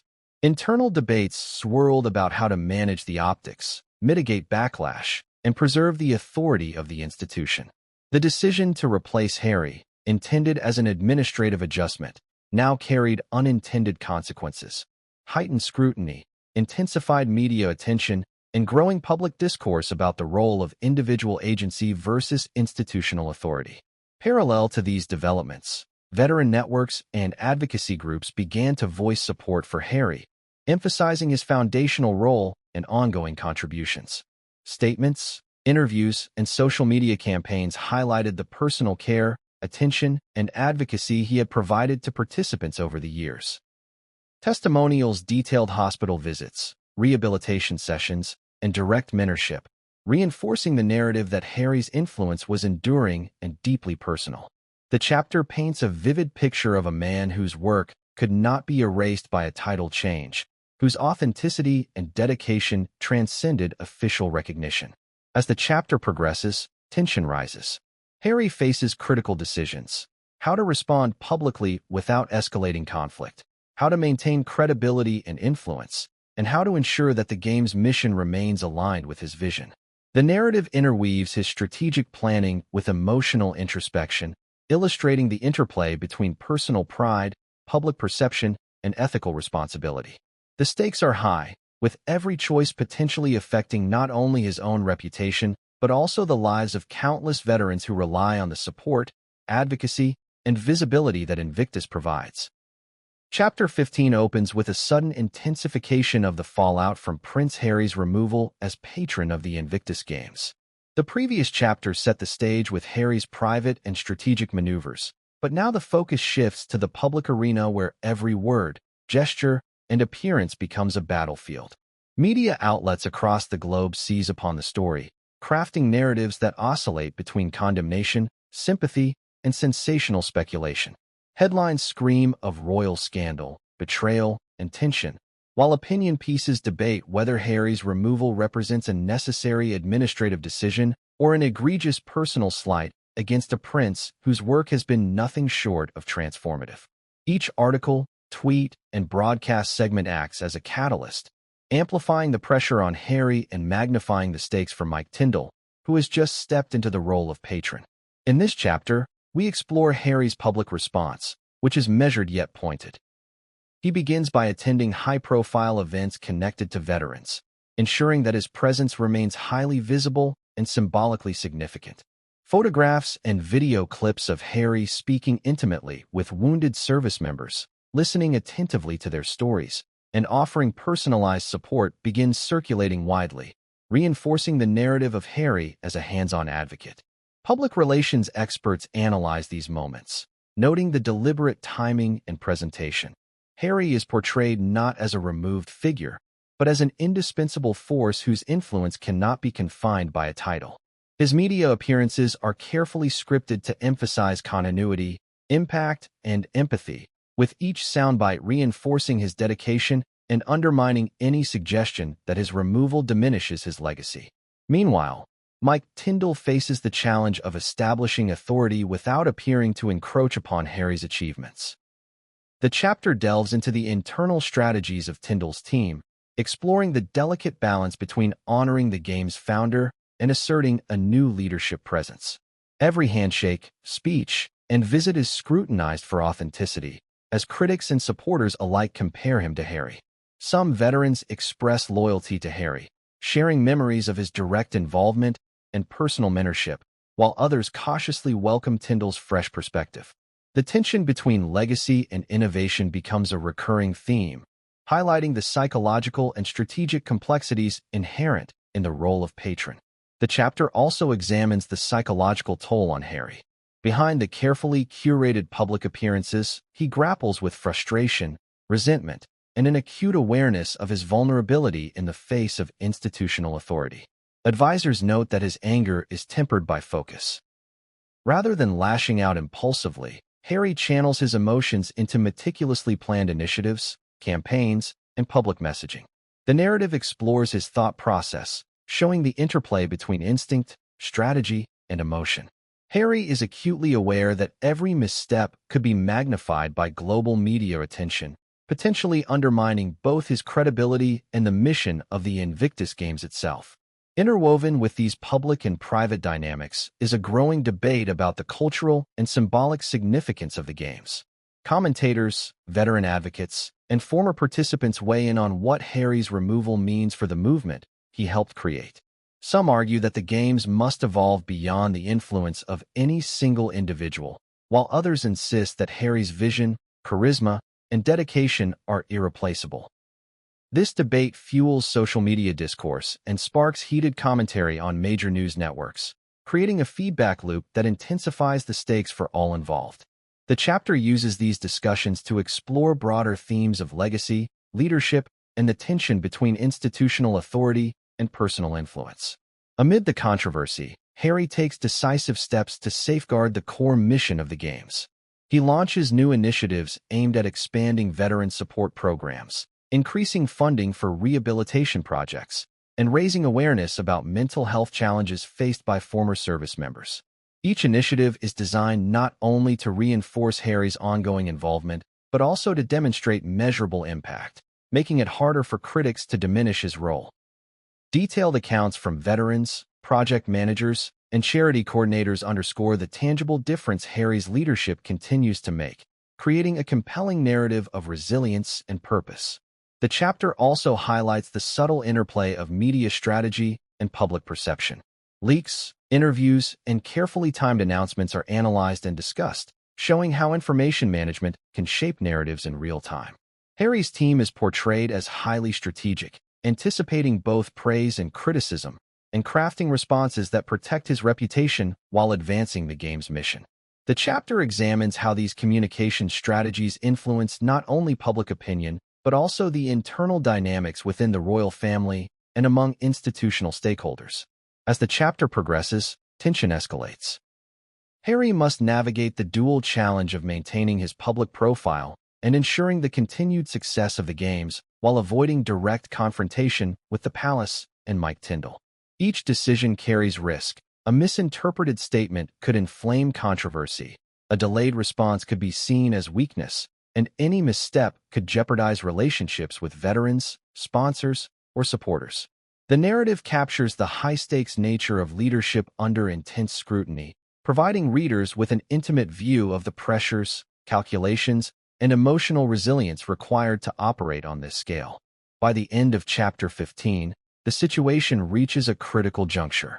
Harry's strategic efforts are paying off in some areas, with public sentiment increasingly acknowledging his ongoing contributions, yet the appointment of Mike Tindall as patron ensures that institutional authority remains firmly in place. The chapter closes with a sense of unresolved tension. Harry has not lost influence, but he has not fully regained control, and the stage is set for further confrontation, revelation, and dramatic developments that will define the next phase of this high-stakes saga. The chapter leaves the reader questioning how far Harry is willing to go to defend his legacy, how Tindall will assert his new role, and what impact these dynamics will have on the veterans, the media, and the broader royal narrative. Chapter 16 opens with a dramatic shift in the media landscape surrounding Prince Harry's removal as patron of the Invictus Games. What was initially framed as a calculated administrative decision has now erupted into a global spectacle, with journalists, pundits, and social media commentators dissecting every angle of the story. This chapter examines the tidal wave of public reaction that follows, highlighting how narratives clash, evolve, and influence perceptions at unprecedented speed. International news outlets run conflicting stories, some portraying Harry as a betrayed hero, others suggesting that his removal was long overdue due to internal mismanagement or interpersonal tensions within the royal family. Viral posts, trending hashtags, and editorials create an environment where public opinion feels immediate, volatile, and nearly impossible to control, magnifying the stakes for all parties involved. The chapter delves into Harry's own handling of the public uproar. Despite the intensity of the situation, he adopts a measured approach, carefully balancing emotional expression with strategic messaging. In interviews and carefully orchestrated appearances, he conveys a mix of frustration, determination, and empathy. Harry's statements are crafted to reinforce his commitment to veterans and the values of the games, subtly emphasizing that his influence is grounded in action, not mere title. These appearances are analyzed for their rhetorical impact. His tone, body language, and choice of words convey authority and authenticity, generating both admiration and scrutiny. Public relations experts comment on his ability to navigate such turbulent waters, noting that his strategy hinges on preserving credibility while challenging the narrative of his removal. Simultaneously, Mike Tindall confronts his own challenges as the newly appointed patron. The chapter provides an in-depth exploration of Tindall's efforts to establish legitimacy and authority without alienating those loyal to Harry. Every public gesture, from attending official events to delivering speeches about the game's future, is met with scrutiny. Tindall's team must balance respect for Harry's legacy with the need to assert a fresh vision, creating a complex dynamic that tests leadership, diplomacy, and emotional intelligence. Veterans' reactions are mixed, with some embracing his presence while others voice loyalty to Harry's hands-on approach, underscoring the delicate balance of maintaining continuity while introducing change. Chapter 16 also examines the broader cultural and symbolic implications of the shift in patronage. Analysts, commentators, and former participants weigh in on what Harry's removal means for the game's identity and mission. Some argue that the movement is resilient enough to endure structural changes, emphasizing that its values and purpose extend beyond any single individual. Others highlight the unique qualities Harry brought to the games, including personal charisma, deep empathy, and a relentless drive to engage directly with veterans. These discussions illuminate broader themes of leadership, legacy, and institutional adaptation, providing readers with insight into how high-profile transitions affect not only organizations, but also public perception and trust. Interwoven with these external dynamics is an intimate look at Harry's personal experience. The chapter explores the psychological and emotional toll of navigating public scrutiny while grappling with feelings of betrayal and frustration. Harry channels his emotions into action, launching new initiatives that reinforce the game's mission, strengthen support networks for veterans, and highlight the tangible impact of his leadership. The narrative captures the tension between vulnerability and resilience, showing how public figures like Harry must constantly negotiate the interplay between personal emotion and professional responsibility. The chapter further examines media strategy and information management. Harry's team leverages timing, selective disclosure, and targeted messaging to shape public perception and maintain narrative control. Leaks to sympathetic outlets, strategic interviews, and carefully timed announcements create a dynamic flow of information that bolsters Harry's image while subtly challenging the narrative of his displacement. Meanwhile, Tindall's team faces the parallel challenge of establishing credibility and authority without appearing opportunistic or dismissive of Harry's contributions. The narrative explores how these strategies intersect, clash, and influence public sentiment, highlighting the high-stakes nature of communication in contemporary media landscapes. Chapter 16 also delves into the reactions within the royal family and associated institutions. Advisors, courtiers, and palace officials navigate a delicate environment where loyalty, protocol, and public perception are in constant tension. Internal communications reflect both concern and strategy. Some urge restraint to avoid exacerbating media attention, while others advocate proactive measures to assert institutional authority and ensure continuity. The chapter captures the complexity of these internal dynamics, revealing how the intersection of personal relationships and institutional imperatives shapes decision-making in high-profile scenarios. Amid escalating tension, Harry's ongoing engagement with veterans becomes a focal point of both media coverage and public discourse. Detailed accounts highlight his interactions, showing him actively listening, offering guidance, and advocating for resources to support recovery and rehabilitation.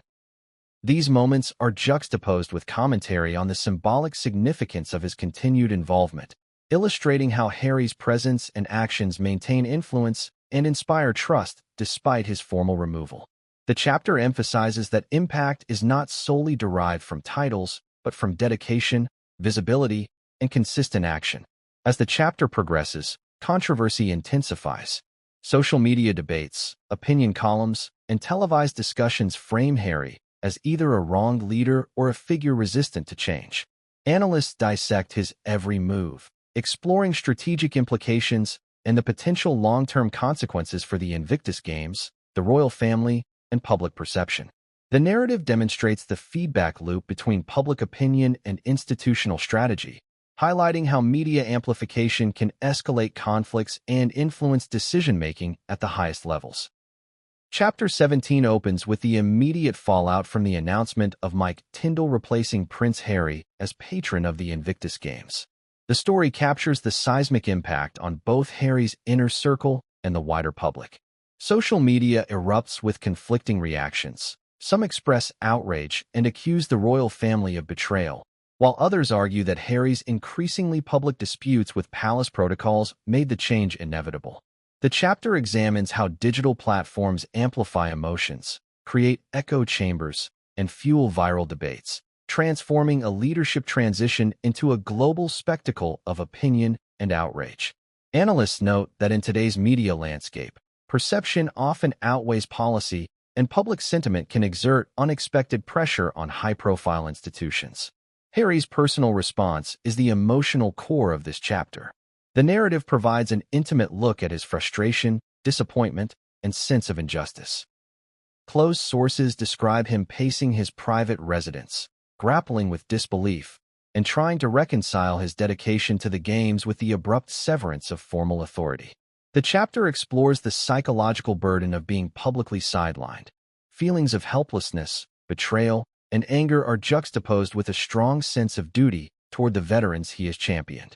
Friends recount heated phone conversations, moments of private reflection, and instances where Harry channels his emotions into planning future projects, reinforcing his resilience and determination. Simultaneously, the chapter explores Mike Tindall's perspective. Tindall faces the delicate task of stepping into a role previously defined by Harry's personal vision, charisma, and hands-on approach. The chapter highlights the strategic and emotional challenges of assuming this high-profile position.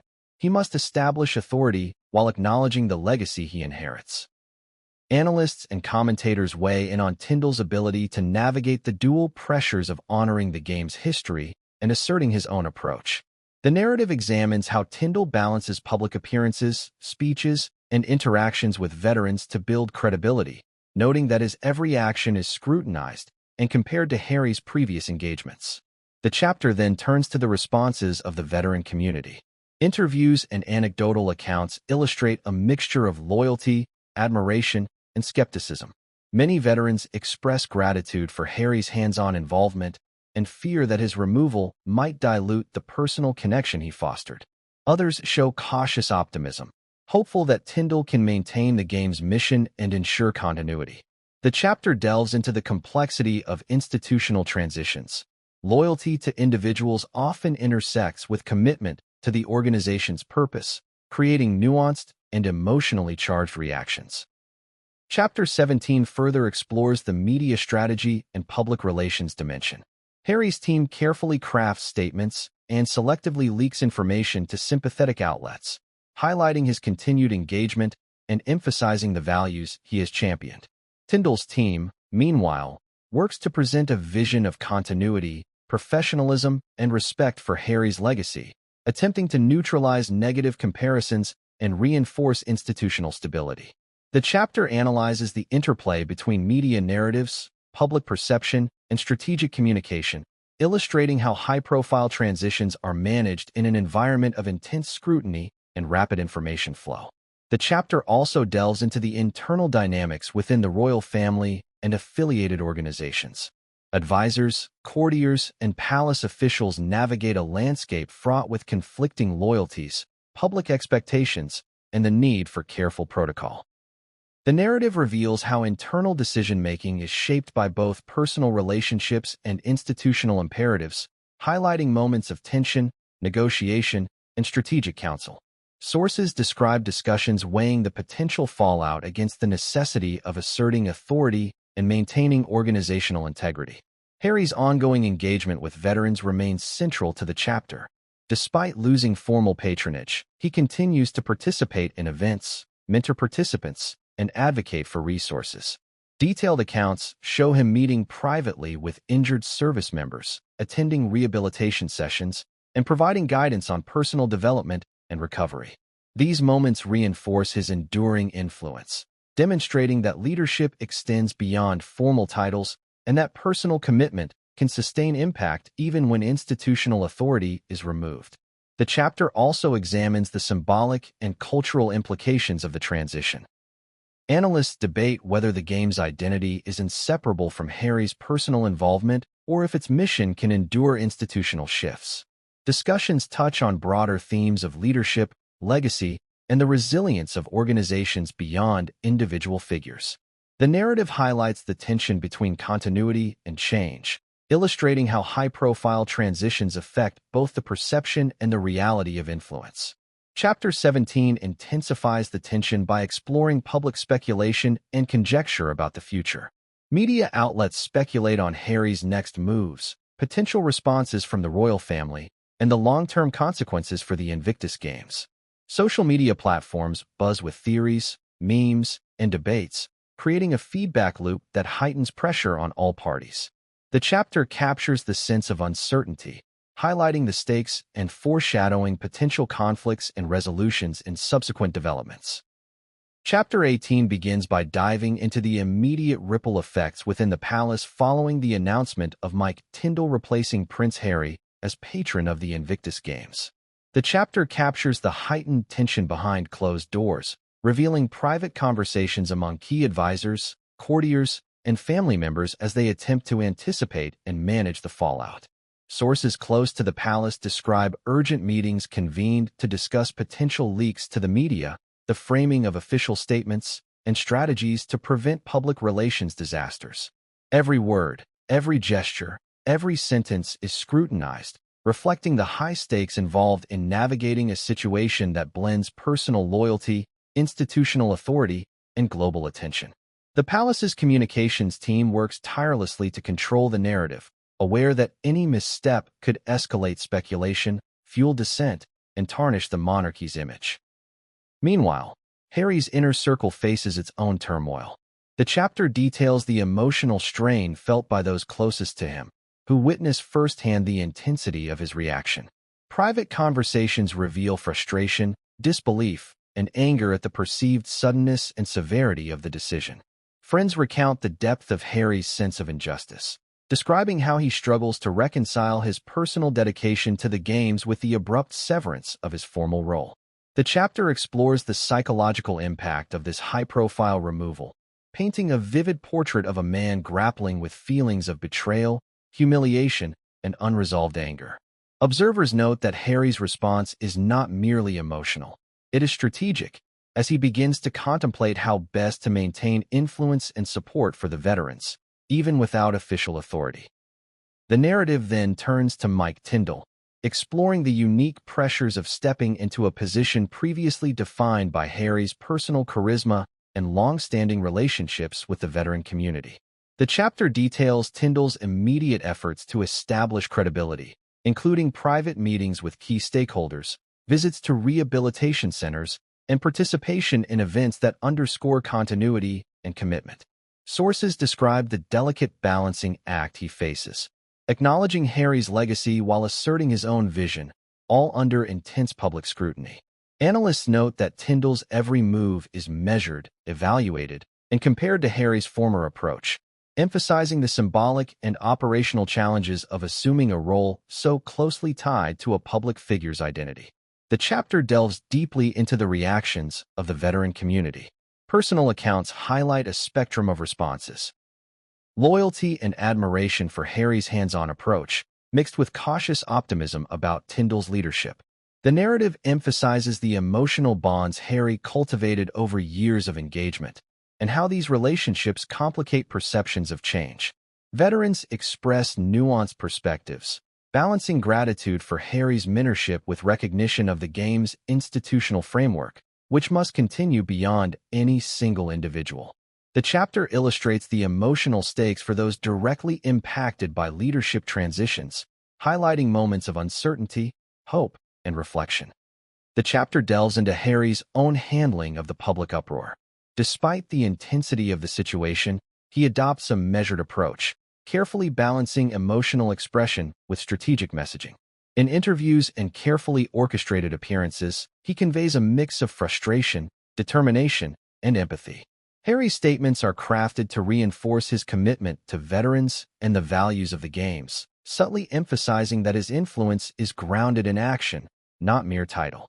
These appearances are analyzed for their rhetorical impact. His tone, body language, and choice of words convey authority and authenticity, generating both admiration and scrutiny.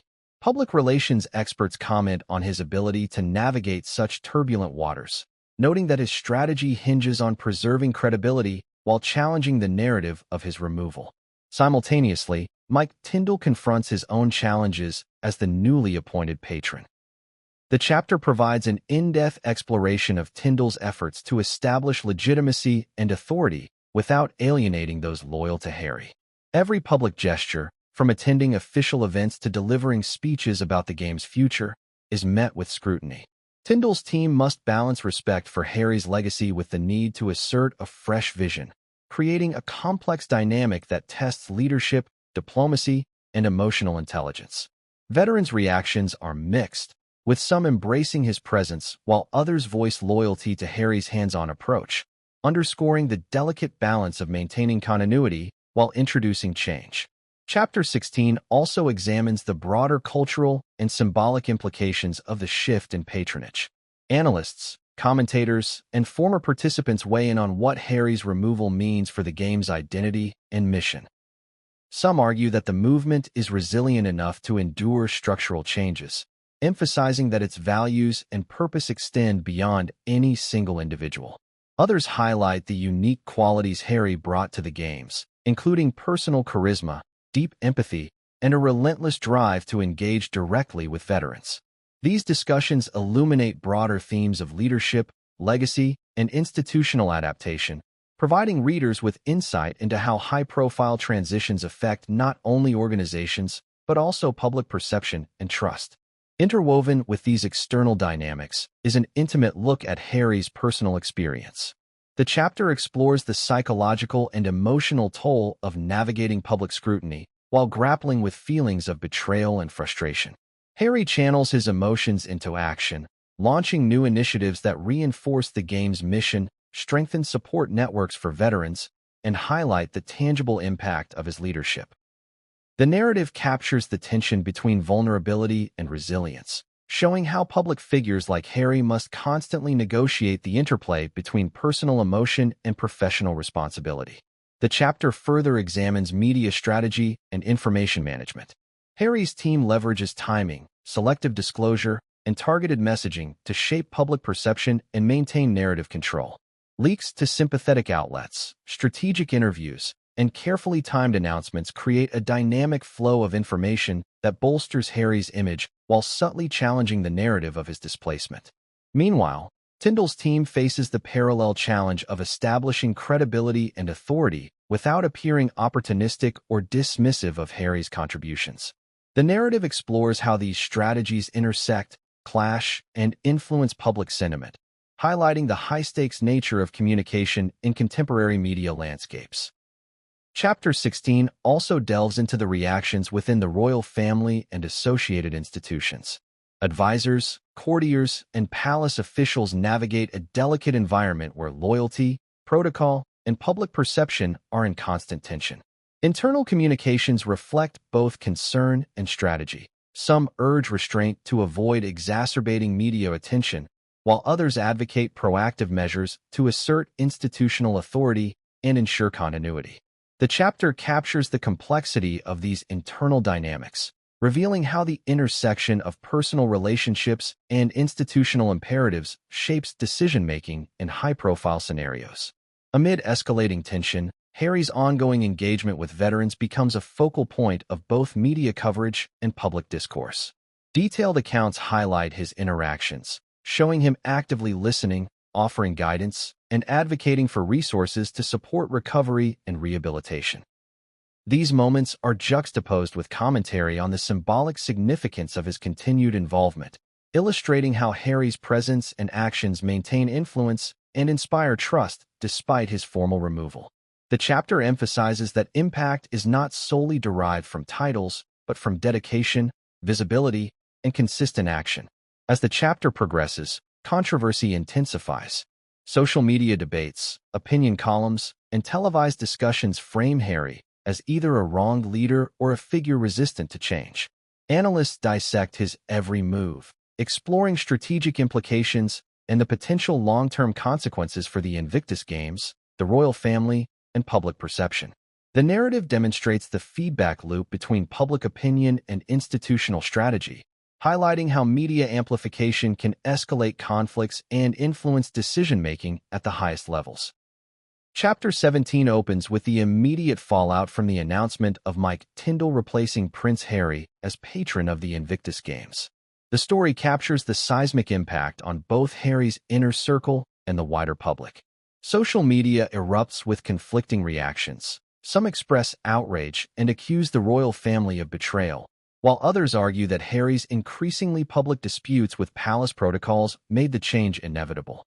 The chapter examines how digital platforms amplify emotions, create echo chambers, and fuel viral debates, transforming a leadership transition into a global spectacle of opinion and outrage.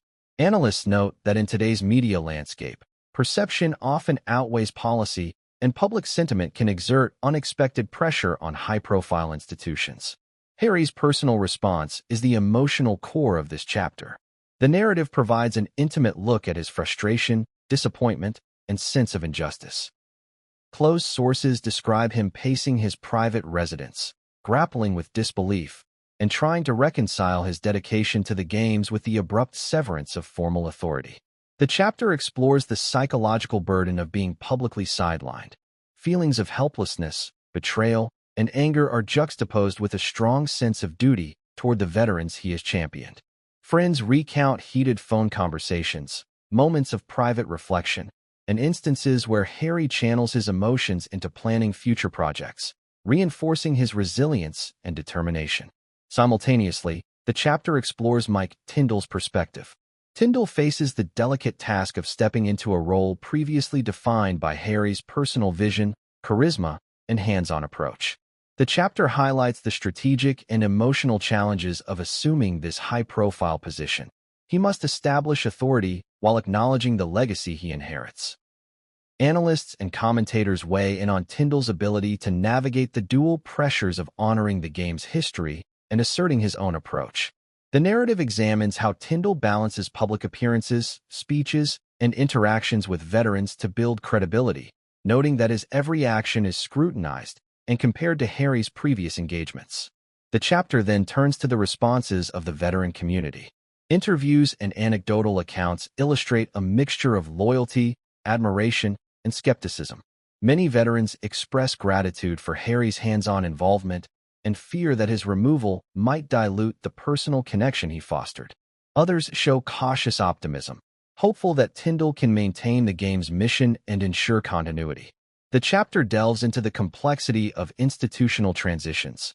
Loyalty to individuals often intersects with commitment to the organization's purpose, creating nuanced and emotionally charged reactions. Chapter 17 further explores the media strategy and public relations dimension. Harry's team carefully crafts statements and selectively leaks information to sympathetic outlets, highlighting his continued engagement and emphasizing the values he has championed. Tindall's team, meanwhile, works to present a vision of continuity, professionalism, and respect for Harry's legacy, attempting to neutralize negative comparisons and reinforce institutional stability. The chapter analyzes the interplay between media narratives, public perception, and strategic communication, illustrating how high-profile transitions are managed in an environment of intense scrutiny and rapid information flow. The chapter also delves into the internal dynamics within the royal family and affiliated organizations. Advisors, courtiers, and palace officials navigate a landscape fraught with conflicting loyalties, public expectations, and the need for careful protocol. The narrative reveals how internal decision-making is shaped by both personal relationships and institutional imperatives, highlighting moments of tension, negotiation, and strategic counsel. Sources describe discussions weighing the potential fallout against the necessity of asserting authority and maintaining organizational integrity. Harry's ongoing engagement with veterans remains central to the chapter. Despite losing formal patronage, he continues to participate in events, mentor participants, and advocate for resources. Detailed accounts show him meeting privately with injured service members, attending rehabilitation sessions, and providing guidance on personal development and recovery. These moments reinforce his enduring influence, demonstrating that leadership extends beyond formal titles and that personal commitment can sustain impact even when institutional authority is removed. The chapter also examines the symbolic and cultural implications of the transition. Analysts debate whether the game's identity is inseparable from Harry's personal involvement or if its mission can endure institutional shifts. Discussions touch on broader themes of leadership, legacy, and the resilience of organizations beyond individual figures. The narrative highlights the tension between continuity and change, illustrating how high-profile transitions affect both the perception and the reality of influence. Chapter 17 intensifies the tension by exploring public speculation and conjecture about the future. Media outlets speculate on Harry's next moves, potential responses from the royal family, and the long-term consequences for the Invictus Games. Social media platforms buzz with theories, memes, and debates, creating a feedback loop that heightens pressure on all parties. The chapter captures the sense of uncertainty, highlighting the stakes and foreshadowing potential conflicts and resolutions in subsequent developments. Chapter 18 begins by diving into the immediate ripple effects within the palace following the announcement of Mike Tindall replacing Prince Harry as patron of the Invictus Games. The chapter captures the heightened tension behind closed doors, revealing private conversations among key advisors, courtiers, and family members as they attempt to anticipate and manage the fallout. Sources close to the palace describe urgent meetings convened to discuss potential leaks to the media, the framing of official statements, and strategies to prevent public relations disasters. Every word, every gesture, every sentence is scrutinized, reflecting the high stakes involved in navigating a situation that blends personal loyalty, institutional authority, and global attention. The palace's communications team works tirelessly to control the narrative, aware that any misstep could escalate speculation, fuel dissent, and tarnish the monarchy's image. Meanwhile, Harry's inner circle faces its own turmoil. The chapter details the emotional strain felt by those closest to him, who witness firsthand the intensity of his reaction. Private conversations reveal frustration, disbelief, and anger at the perceived suddenness and severity of the decision. Friends recount the depth of Harry's sense of injustice, describing how he struggles to reconcile his personal dedication to the games with the abrupt severance of his formal role. The chapter explores the psychological impact of this high-profile removal, painting a vivid portrait of a man grappling with feelings of betrayal, humiliation, and unresolved anger. Observers note that Harry's response is not merely emotional. It is strategic, as he begins to contemplate how best to maintain influence and support for the veterans, even without official authority. The narrative then turns to Mike Tindall, exploring the unique pressures of stepping into a position previously defined by Harry's personal charisma and long-standing relationships with the veteran community. The chapter details Tindall's immediate efforts to establish credibility, including private meetings with key stakeholders, visits to rehabilitation centers, and participation in events that underscore continuity and commitment. Sources describe the delicate balancing act he faces, acknowledging Harry's legacy while asserting his own vision, all under intense public scrutiny. Analysts note that Tindall's every move is measured, evaluated, and compared to Harry's former approach, emphasizing the symbolic and operational challenges of assuming a role so closely tied to a public figure's identity. The chapter delves deeply into the reactions of the veteran community. Personal accounts highlight a spectrum of responses. Loyalty and admiration for Harry's hands-on approach, mixed with cautious optimism about Tindall's leadership. The narrative emphasizes the emotional bonds Harry cultivated over years of engagement, and how these relationships complicate perceptions of change. Veterans express nuanced perspectives, balancing gratitude for Harry's mentorship with recognition of the game's institutional framework, which must continue beyond any single individual. The chapter illustrates the emotional stakes for those directly impacted by leadership transitions, highlighting moments of uncertainty, hope, and reflection.